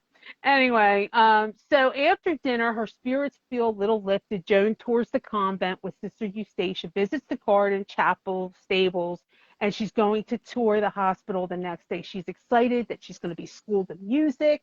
And so it's I think it's a good thing that Mother Hildegarde is there, because you feel like us knowing her, we kind of feel like this is, like Mother Hildegarde's not going to let her do something that she's really Yeah. not ready to do. She'll be able to see through the BS. You know what I'm saying? Yes, And exactly. you feel like we're that. gonna You take get our a little time with sense you. of confidence. Yeah. What was your impression of the meeting? I didn't play any of it, but if you recall it, what was your impression of it? What do you think I about always her feel. not realizing who this girl really is to her? Do you think that's going to have any? Well, listen, you gotta be careful when you're trying to say who you are in this book, especially when you get. I didn't think too awfully much of it in this passage, but then as we got to further with the realizing that Jamie and Claire's relatives are in France, that's when I thought, oh, this is going to become a big problem. So as I read it here, I'm just thinking like whatever things are lost in translation. Yeah, like interesting. Yes, that's perfect. Yeah. So it didn't jump out at me then. It jumped out at me at the end of this bit for sure. Yes. With Joan presenting the introduction letter, it makes you wonder about her feelings and her relationship with Claire. Because she's raised by Leary, who hates Claire. And she's heard all her life in that area the stories about the witch that her dad married and was her wife, the first wife, and all that. And then she doesn't have the benefit of all the years that Marsley's had with Claire. But she knows that Marsley loves her, because Marsley's written home and talks like very highly of Claire. And she knows Jamie does, and then Claire she herself likes Jamie, yeah, she knows she loves her father, like loves Dad, and she's also Claire herself showed Joan a lot of kindness when she met her, gave her this letter, and then she rushed off to save her nephew, when she had to leave early France. So it's just on a letter from Marsley. So Joan's feelings toward her probably are a little bit complicated. What are your thoughts about that on that front, Mary? Like how Joan perceives Claire at this point with all this. How old is Joan at this point? Joan, I think. Well, let's see. Marsley is like 27, I believe, at this point. So she's a few years younger. I think she's like 21, 22, probably something like that. So, I mean, she still is very naive to the world, and just because of where she's lived and how little life she's really had and just kind of like fearing her own stuff. But on the flip side, I think, she's been able to have enough individuals in her life who she admires, who she cares for, who are okay with Claire, who actually are more than okay with Claire, who love Claire, who can vouch for her. So even though her mother has issues, I think that Joan, having the wherewithal that she had to kind of marry off her mother, and, she's got a lot of maturity to her, and she probably is like, my mom's not the brightest bulb in the bunch. I feel like Joan has a little bit of the insight where she's like, I love my mom, but I'm not going to necessarily take everything she says. I mean, we all know that about Mary. Switch is activated. Yes. Oh my gosh, right? So I feel like she's just taken like the collective feeling of Claire, loves her mom, but can sit back and say, I can be okay with Claire. Yeah. Okay, good. So later in the dormitory with the other novices and nuns, the scent and sounds remind her of the cow byre at home, and she's nearly moved to tears thinking of home. And some of the other girls are crying thinking of home. We hear that there's like 14-year-old girls joining to be a nun. God, I can't even imagine. No. And so she feels like she's older than them. She's promised God she's going to be brave. She fights back her tears.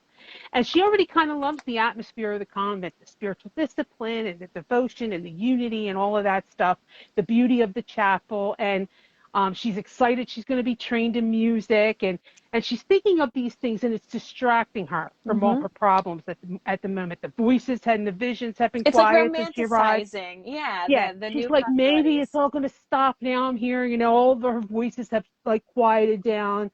Her visions have quieted down. And then we hear that Jamie taught her enough Latin to say her rosary, and she takes out these new beads that she has, and she starts to do her rosary. Yeah. Do you have any guesses or thoughts on what was in the letter? I The letter remember that the she handed board, no over? spoilers on the board. Yeah, the The letter letter that that she she from gave. Claire? Hmm. I mean, right Do you think now, Claire said in the letter that this is my stepdaughter, or do you think that Mother Hildegarde still was uninformed about who the relation there? oh, I don't think Claire would have made very clear sense. I think she would have just been like, I love Joan. I know you're going to love Joan. Please, please keep her. You know, Yeah.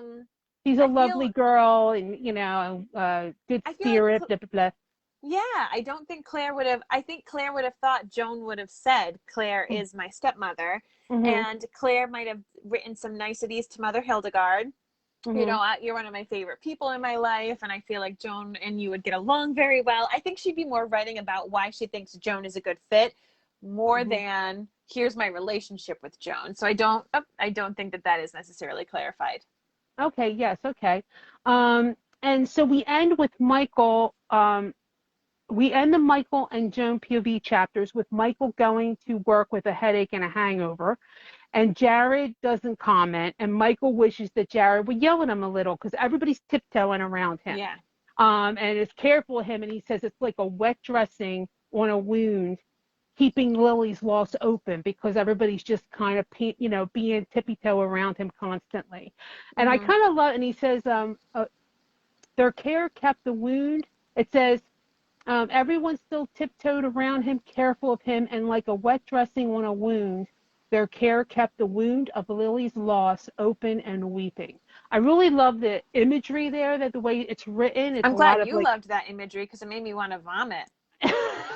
no, I mean the way it's, but that means that it was written well. You Yes, know what I mean? yes, That's kind of yes. what it's supposed to do. But I kind of think it's written really well, and it's especially hard for Michael to be around Leonie, who visits often, and she resembles Lily in looks, and he just wants her to go away. Mm-hmm. Mm-hmm. And as they work, Jared asks Michael about the wee nun and whether Michael gave her a good send off, meaning like with alcohol, not like Yeah. bang bang. Yeah, no, yeah. No, not rumpy Did you pumpy, throw her a party, Although that essentially? kind of Yeah. makes you think that at first, Yeah. and the way it's said, the way it's written.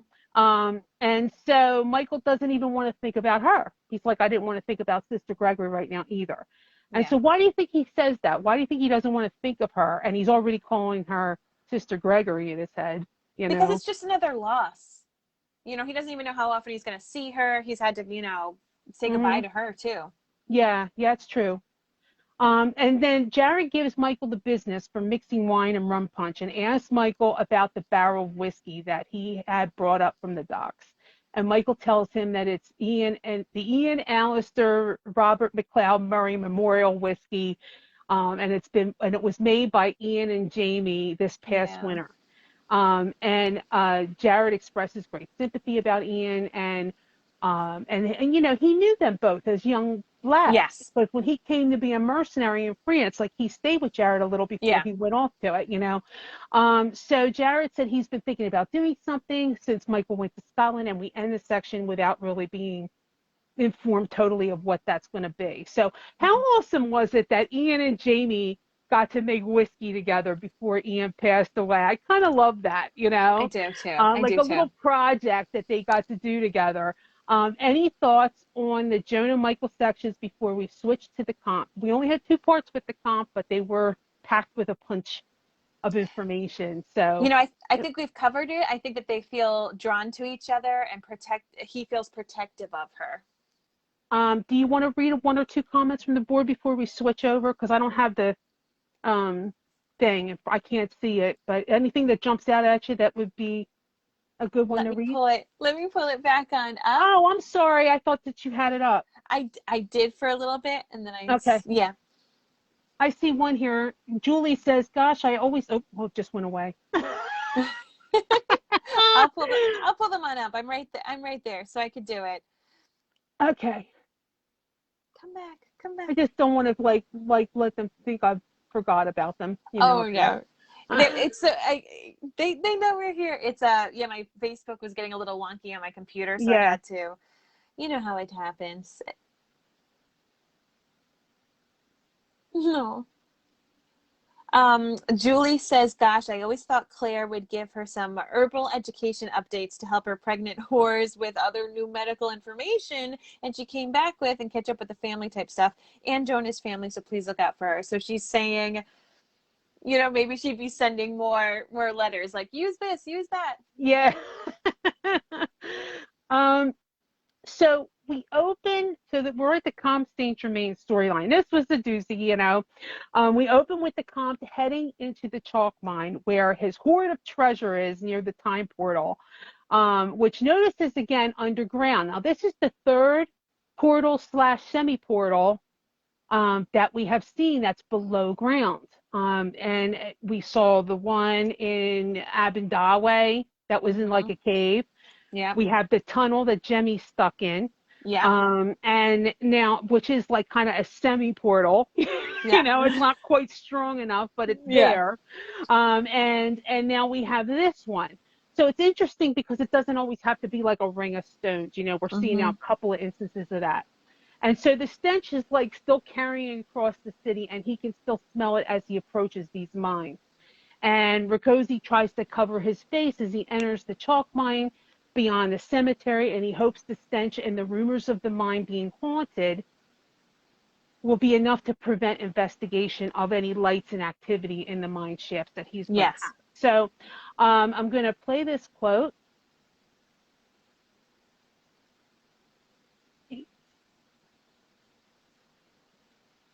The chalk mine had been abandoned for years. It was rumored to be haunted. It was. Rakosi knew what haunted it. Never religious, he was a philosopher and a natural scientist, a rationalist. He still crossed himself by reflex at the head of the ladder that led down the shaft into those spectral depths.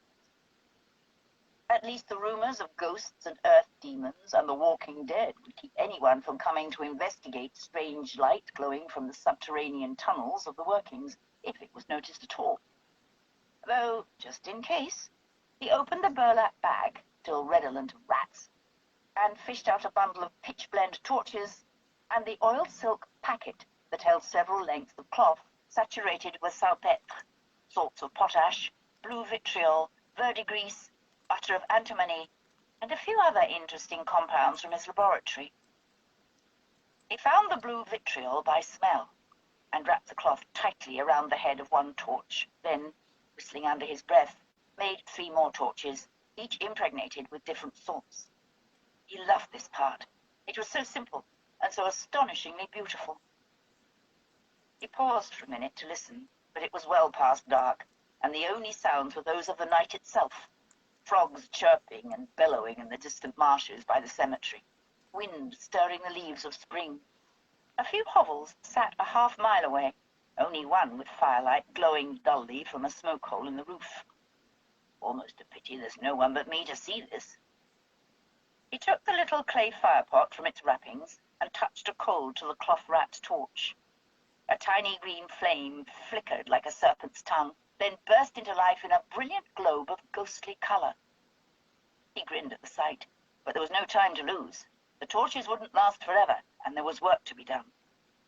He tied the bag to his belt, and, with the green fire crackling softly in one hand, climbed down into the darkness. So the Comte comes on the scene, and right away the creeptastic vibe goes up, right? Yep. We get this whole kind of eerie vibe, the whole thing, and the stench is like juxtaposed with these beautiful lights that are like beautiful, and like he's talking about how lovely it is, and like meanwhile he has to go through all this stench to get to that point. So I kind of like it. I think that's interesting that you kind of see these juxtaposed against each other, and we see his fascination with these colored lights, you know, and how like the different chemicals that affect them and the way that they look against the walls and all of that kind of stuff, and their beauty. And I think position like right after the stench, it feels like a metaphor of the Comte himself, like that. You know, there's a part of him that has like his two sides, you know, like his scientific and like interesting, like cool side, and then also kind of this evil stench side of, you know, that has this other side, like where, you know, it kind of feels like a picture of him. What is your take on his fascination with the different color torches? Do they need anything? I With the really different wish colors? I had something insightful. Okay. Okay, I just wanted to, I I'm wanted to just see if like, you had does a he thought. just have enough? Like, oh, I have a little bit of the green, I have a little bit of the blue, or whatever it is. Yeah, Like, I don't to have him enough it's to get like me a where I need to whole go. experience. I get the impression like it's a whole experience him going down there, experiencing, the way things look against the walls because it has like these walls have like a milky view vibe to Yeah. them. So everything kind of just has this subdued coloring when he walks through and he kind of just feels like it sinks him into the mood, it's creating this mood of Whereas I'm thinking, otherworldliness. like, just do whatever is cheap, just get in there and get out. Yeah, I know. He wants to make a project, an Mm, experience out of everything, which I kind okay. of, but it was interesting to hear him talk about it. You know what I Yeah. mean? Um, so he says he knows what haunts this place. And I love the line of him descending into darkness with the green cackling fire in his hand, and you can tell as proficient as he's very like proficient with using this Hmm.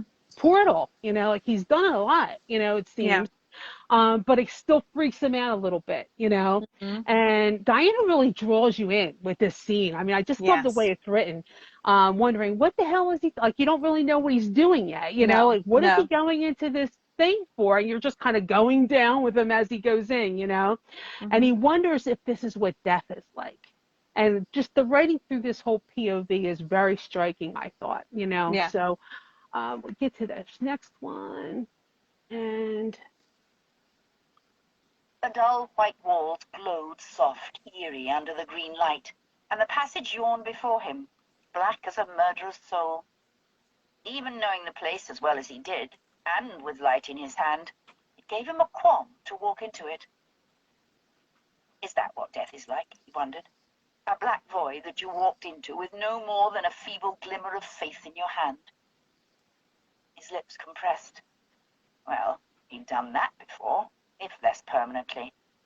But he disliked the way that the notion of death always seemed to be lurking in the back of his mind these days.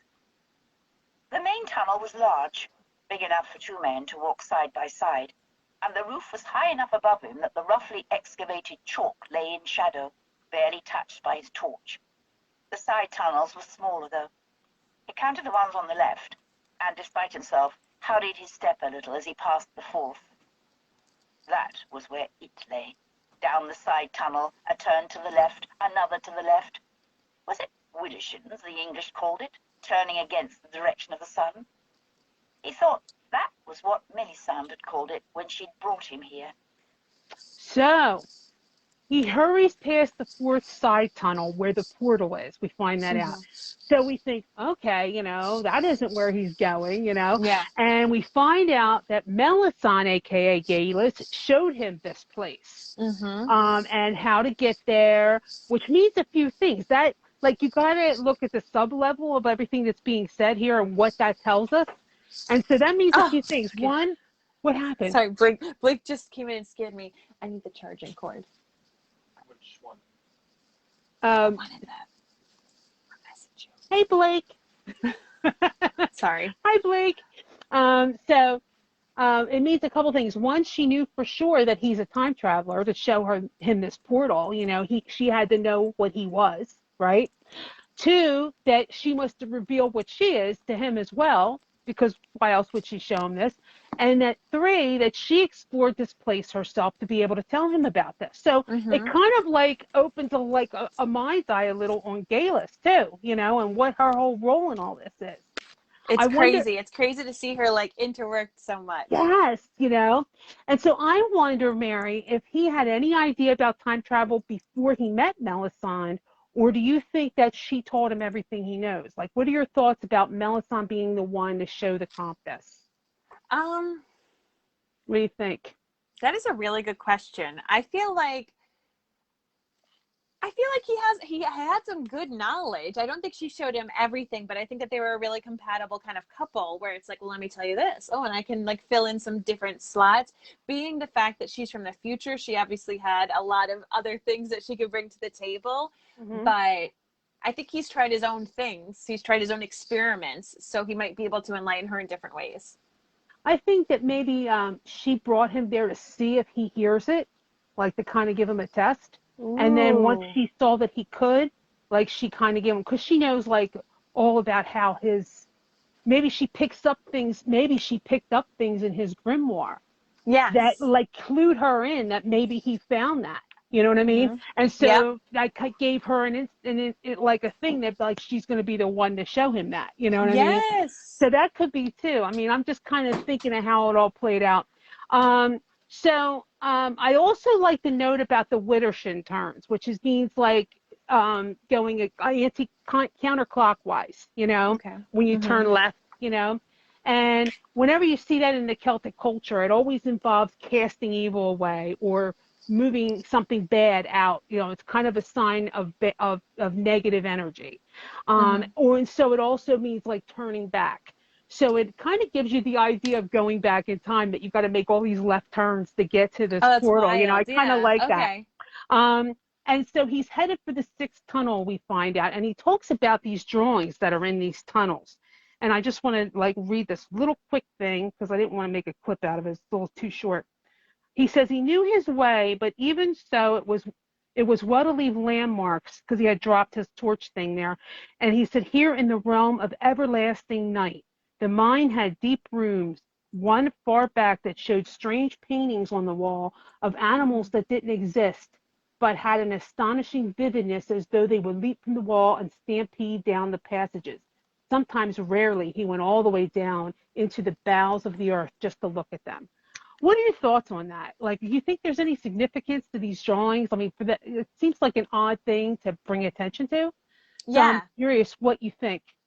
Um, Does it show for prehistoric people maybe came, and that these animals are now extinct, but they have been in that tunnel? I mean, what do you think? I didn't know if it was like another time traveler from times long ago that maybe like kind of got lost in there and then followed their way back. The fact Mm-hmm. that it was animals that he didn't really recognize, Mm-hmm. I didn't understand that bit because I feel like they would have known most animals and even animals from long ago, aside from dinosaurs or whatever, like he would have recognized them as somehow similar to what they have nowadays. So I did not know that part meant. Yeah. Uh, yeah, I think it must be like prehistoric people Mm. moving through, I don't Moving know. through time themselves or just like moving through the caves? Moving through the caves, and it's been like an eternal thing that's happened for a Yeah. long time, and they've left their mark there, I guess. So we find out that he's headed to his cache of treasure, and it turns out that the Comte has a system, and he seems to regularly travel. You're kind of doing like you know you look like you're like discoing or something. You kind of never mind. Are you with me still? Move, talk, Mary. Uh-oh, I think I lost Mary. Mary? She's like still.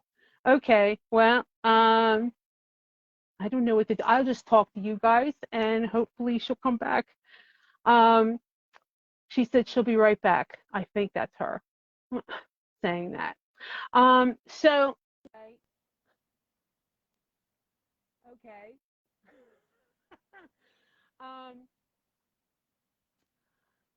so we find out that he's headed to this cache of treasure. I'll just talk to you guys until she comes back.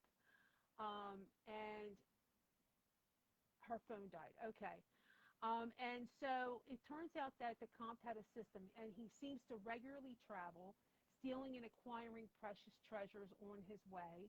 And he stashes them 2 tunnels down from the portal, so that he has quick access. And it's always there. He always will have it there wherever he is in time when he lands. And I'm coming back. Okay.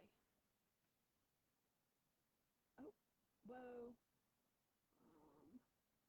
Hopefully I can find her. Um,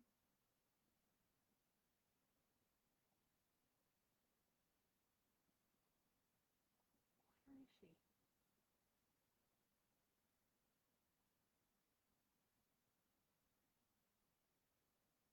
Mary, talk again.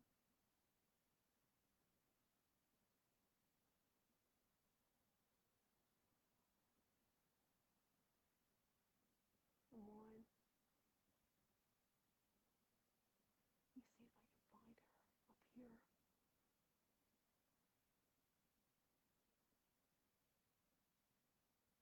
can barely hear you, Angela. I don't know. That's probably because she cut out and now has to come back. Wow. Mary, type something, hon, if you're back.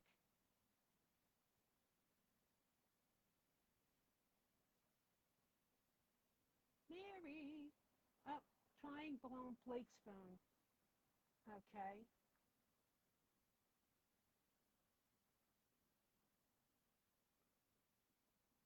All right.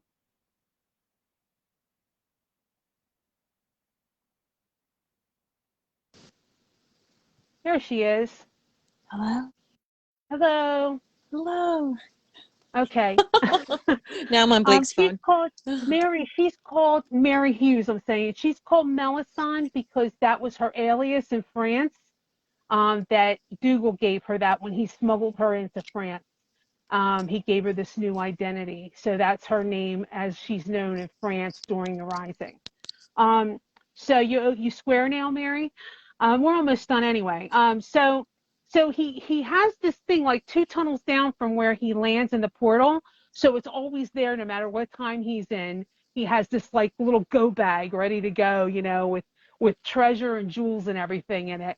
Yeah. And so I kind of love it. It's like the time traveler go bag. I love it. Like Yes, he's a the spy. emergency kit. Yeah, emergency kit. And so give me your thoughts after this next bit. Notice we get the Comte's title reference to the title here in this next clip. Um, I think that's it. 10? Am I at 10? Yeah. The cache itself was 3 feet deep and 3 feet square. He found satisfaction in the knowledge of its perfect cubicity whenever he saw it. Any alchemist was, by profession, a numerologist as well. It was half full, the contents wrapped in burlap or canvas, not things he wanted to carry openly through the streets. It took some prodding and unwrapping to find the pieces he wanted. Madame Fabienne had driven a hard bargain, but a fair one. 200 écus a month, times 4 months, for the guaranteed exclusive use of Madeleine's services. 4 months would surely be enough, he thought, feeling a rounded shape through its wrappings. In fact, he thought 1 night would be enough. But his man's pride was restrained by a scientist's prudence. And even if there was always some chance of early miscarriage, he wanted to be sure of the child before he undertook any more personal experiments with the space between times. If he knew that something of himself, someone with his peculiar abilities, might be left, just in case this time. He could feel it there, somewhere in the smothered dark behind him. He knew he couldn't hear it now. It was silent, save on the days of solstice and equinox, or when you actually walk into it. But he felt the sound of it in his bones, and it made his hands tremble on the wrappings. So, okay, Mary, thoughts on this passage about what we learn about the passage itself, the portal, and what his plans are for Madeleine. Do you think she's going to welcome this plan? Like, do you think she is aware of it? Like, she's okay with it? Or does she have a say? What do you think about that? I mean, I feel like she's going to be okay with it because hopefully he treats her well. I'm really hoping he treats her well and kind of like lavishes her and everything. And she seemed to like him for their interaction. I don't know if that's just because he pays her well when they hang out. I don't know what their previous history is. But I'm hoping she's taken care of well. And I just still don't understand what he's going to do with this supposed child, his offspring. And then in regards to, having all of these, his to-go bag ready and just this place, I just love it. I love learning more about these time travel portals and about the places. It's just expanding the world for me. Yeah, he seems to confirm what we know about the travel days, although you notice he only acknowledges the sun feast because the travel days are actually the fire feasts and the sun feasts, which is like Samhain and Beltane and stuff like that, which is really when Claire and almost all of our people traveled, was on the fire feast. But because he's a scientist and he's all about, the universe and all of that stuff, he's focused on the sun feast, which is like the equinoxes and the solstices. He doesn't even like note like the fire feast. So that's kind of interesting too. It kind of tells you like it's from his perspective, because he's a scientist. And sadly, you know, like I get the impression that she's not going to have say. You know, like she's basically, you know, a commodity that her madame has sold to a client, which I think is just really awful. That, it's so gross. Her body it's so would gross. be used to like bring a child, to have a child, you know, by the whim of some dude. You know what I mean? That's why it confuses me, because when he had that previous interaction, she seemed to be welcoming to him. So I'm she's trying a to prostitute, understand so of course things. she's gonna like be, you know, like, oh, you know, but that doesn't mean I want to have your baby. Have your though. baby. Yes. I don't want to be a baby mama. You know what I mean? Yes. But we'll see what she says. You know, we'll see how she responds. The last bit on this scene, on this little part, pay close attention to what he says about the gems and the precious metals and their purpose. You know, because we really learn, like, we're supposed to plug a lot of what we're learning through all this into our knowledge of time travel and how everything works. You know, so.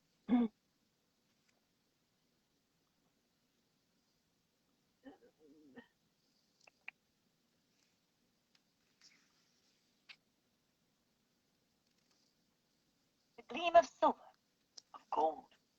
He chose 2 gold snuff boxes, a filigreed necklace, and, with some hesitation, a small silver salver. Why did the void not affect metal, he wondered for the 1000th time. In fact, carrying gold or silver eased the passage, or at least he thought so. Melisande had told him it did. But jewels were always destroyed by the passage, though they gave the most control and protection. That made some sense. Everyone knew that gemstones had a specific vibration that corresponded to the heavenly spheres, and the spheres themselves, of course, affected the earth. As above, so below. He still had no idea exactly how the vibration should affect the space, the portal. But thinking about it gave him a need to touch them to reassure himself, and he moved wrapped bundles out of the way, digging down to the left-hand corner of the wood-lined cache, where pressing on a particular nail head caused one of the boards to loosen and turn sideways, rotating smoothly on spindles. He reached into the dark space thus revealed, and found the small wash-leather bag, feeling his sense of unease dissipate at once when he touched it. He opened it and poured the contents into his palm, glittering and sparking in the dark hollow of his hand. Red, blues, and greens, the brilliant white of diamonds, the lavender and violet of amethyst, and the golden glow of topaz and citrine. Enough? Enough to travel back, certainly. Enough to steer himself with some accuracy, to choose how far he went. But enough to go forward. He weighed the glittering handful for a moment, then poured them carefully back. Not yet. But he had time to find more. It wasn't going anywhere for at least 4 months. More? Not until he was sure that Madeline was well and truly with child. So, Mary, first of all, like, he's got a hell of a stash. You know what I mean? Oh, yeah. I mean, he's got a hell of a stash. It kind of really brings into focus, like, how he's been orchestrating all this, you know, and how he's been using it to build his wealth, you know? And it kind of like clues in why he has such a huge estate, probably, of all the things that he's built up in different places and so forth, you know, all of this property and stuff, you know? What were your thoughts about this creepy section? Because this is the end of this section. What's he going to do with the child, do you think? Is it just about posterity to have his name go on, or do you think he plans to use the power of the child in some way because it'll be more powerful having 2 time travel parents, or is he just going to study it? Like, what are you thinking his angle is? Once again, completely clueless, which is, you know, part of me is wondering, like, does he want to travel with the child? Does he need to make sure that he has enough to be able to go through? I am clueless, but I'm totally creeped out. Tell me what, you know, well, if you, you know, well, never mind. what are your thoughts regarding his time travel and what he shares about gemstones and the powers and so forth? Like, do you have any? Did it Just like that he's inform gotten you? around. Yeah, Just to know that he's that's been a busy very guy. true. Very true. It seems that the gemstone, the way it defines, and it's a little bit along. Some of it is what we've already kind of like you've seen Bree and Roger like think it might be this case, but he Yeah. kind of confirms some things that the gemstones provide the most safety and steering, you know, Mm-hmm. and the silver and gold lessen the pain and the harsh physical reaction. You know how they always feel Yes. like so much pain, like their body's being pulled apart and Yeah. all that kind of stuff. Um, it like reduces that, helps it be smoother, but the actual real danger and steering is helped by the gemstones. Mm-hmm. And I have a little short Diana D. She says during time travel, the stones carbonize or in some cases explode. The fact that they do is eventually going to be a clue, and she has a big capital letters clue as to what happens physically during time travel. But I'm not revealing that yet, though. So that's what she says. She Hmm. says that the fact that the stones carbonize or sometimes explode, the fact that they do eventually is going to be a big clue as to what happens physically during time travel, but not revealing that yet, though, she says. So whatever it is, like it's a big thing that it informs how time travel works, is what happens with Yes. these gems.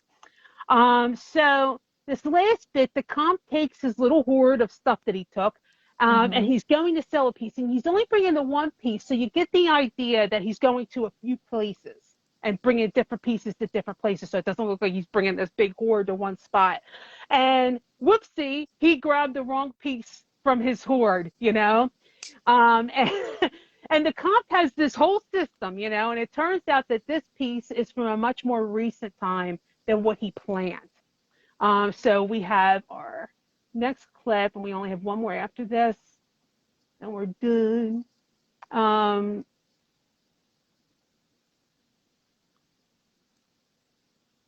Paul de Lamourie, Rosenwald said reverently, his index finger tracing a hallmark. This was made by Paul de Lamourie. A shock ran up Rakutsi's backbone. Merde, he brought the wrong one. Really? He said, striving for simple curiosity. Does that mean something? It means I'm a fool, he thought, and wondered whether to snatch the thing back and leave instantly. The goldsmith had carried it away, though, to look at it more closely under the lamp. De Lamourie was one of the very best goldsmiths ever to work in London, perhaps in the world, Rosenwald said, half to himself. Indeed, Rakotsi said politely. He was sweating freely. Nom d'une pipe. Wait, though. Rosenwald had said was. De Lamourie was dead then, thank God. Perhaps the Duke of Sandringham, from whom he'd stolen the salvo, was dead too. He began to breathe more easily. He never sold anything identifiable within 100 years of his acquisition of it. That was his principle. He'd taken the other salvo from a rich merchant in a game of cards in the Low Countries in 1630. He'd stolen this one in 1745. Much too close for comfort. Still. So we know now that he was in 1630, okay, that was one of the times that he was there, okay, which is actually further back than the 202 years. So he was able, like Melisande, to go further. So he was able to master the gems enough to do that. Mm-hmm. We also, who had the Duke of Sandringham on their bingo card, on their space between bingo cards? Not me. Not me. So we got to bring him on into the whole mix, right? And what did you think of his system? You get the impression that he has done this a lot. He has traveled Very a lot, calculated. Yes. He has this whole system and plan, down pat. And he really has thought of everything. And that kind of says how much he's done this. It kind of lets you know he's no novice when it comes to this. He's been around the block a lot over the last 30 years. And he's quite proficient now. And apparently he harvests treasures from different time periods in the past, probably knowing what their value will be in the future, but back then Smarty. it Yeah, mean yeah. whatever, and lay it aside in his little I'll cache, just take and then these. it's there Yeah. when, by putting it in that cache, it'll be there wherever he goes. It'll be, when he goes back to his time, there it'll be, so it's actually a very good system, I think. And as he debates whether to take the item back, a young redhead enters the shop. And here we have our first path crossing of our storylines. And a young redhead, he seems familiar to Ricosi, and he's sure that he hasn't seen him before, but he looks familiar for some reason. And the Comte encourages the man to go in front of him, and he grabs the salver back because he wants it in his possession. Yeah. Michael Murray introduces himself to Rosenwald and mentions his cousin Jared, who Rosenwald had done work for before. Jared now wants to commission a chalice and donate it to the chapel in memory of Ian. And so this is our last clip.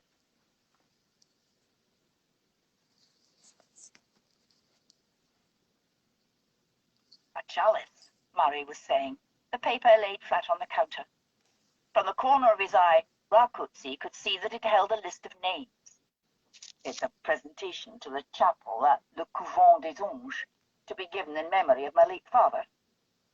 A young cousin of mine has just entered the convent there as a postulant, he explained. So Monsieur Fraser thought that the best place. An excellent choice. Rosenwald picked up the list. And you wish all of these names inscribed? Yes, if you can. Monsieur. Rosenwald waved a hand, professionally insulted. These are your father's children? Yes, these at the bottom. Murray bent over the counter, his finger tracing the lines, speaking the outlandish names carefully. At the top, these are my parents' names. Ian, Alistair, Robert MacLeod Murray. And Janet Flora Arabella Fraser Murray. Now also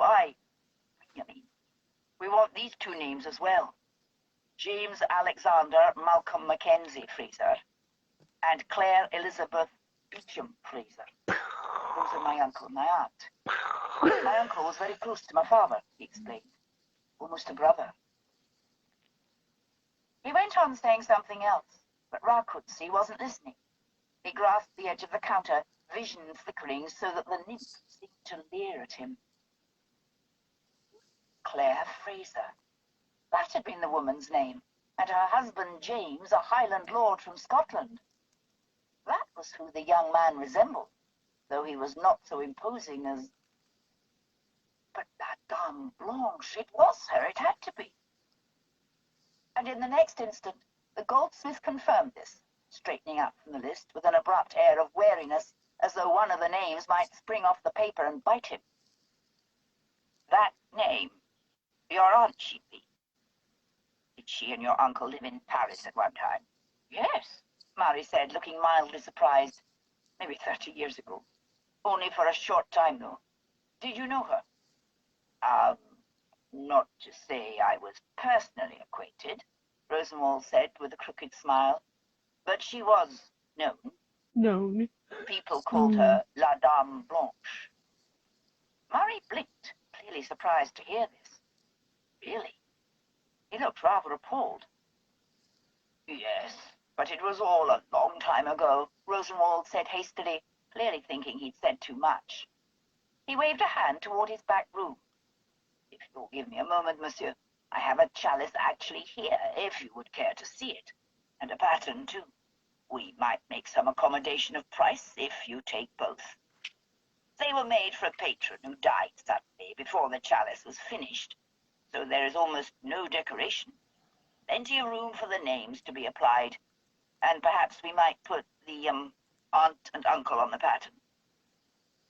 Murray nodded, interested, and at Rosenwald's gesture went round the counter and followed the old man into his back room. Rakutsi put the octafoil salver under his arm and left, as quietly as possible, head buzzing with question. Oh boy. So what do you think the Comte is thinking now, Mary? What are your final Oh thoughts my, and what do you think the Comte is thinking? that this just got a lot more complicated. That he's had his eyes set on like this magical little baby, and he's got his game plan, and now he's gonna need to pivot. You know, and here's this guy who's very, very Pivot? calculated. As a Friend reference, I know you don't watch Friends, but that's the thing. They pivot. Anyway, do you have? You know what else is interesting about that? Now we have another artifact in place in the world with like Claire and Jamie's name on it engraved as Yes. a permanent thing out there that maybe Brent Yeah. could find or Very somebody cool. could I didn't find. even think that. Do you have any outlandish predictions for the rest of the story or wags for bees before we go? Oh, Sorry, I still just kept you that longer these today. people, like Joan thinks that she is safe and she's gonna be like in this convent and you know, doors closed and she's just gonna be praying all day, and that is not what's gonna be happening. I think that the three of these people are gonna be having some bits overlapping. Um, so do you have any other things you want to talk about before we go? You know, as I said, almost like in the beginning of this, it's the puzzle pieces are just being laid out for me still. Sorry. That's okay. I said a little bit good. So We were so doing like for so me, good too. I know, don't worry.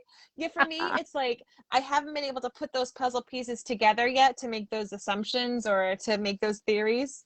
Okay. All right. I just want to give you the, ban it to you in I case you have appreciate something. it. Yeah. So now I can push play. So if you can stay, is this too loud? Anyway, if you can stay, I'll be starting a second solo live in about 5 minutes. It'll only be for like maybe a half hour of our after buzz, which is kind of a casual chat with everybody. Mary? Yes. The Moby Live takes place Friday, and that's gonna be chapters 4 and 5. And then, of course, we're going to have our next chat next Wednesday, 8 p.m. Eastern. We'll do the next part. You'll see it in the events, starting at page 110 and going to 127. Okay, things get really intense now, Mary, so make sure you are signed up as going on. I will be posting the addendum tomorrow morning to add the missing content. Thank you all for coming and have a Yay! great night. Bye. Thanks, Angela. Bye.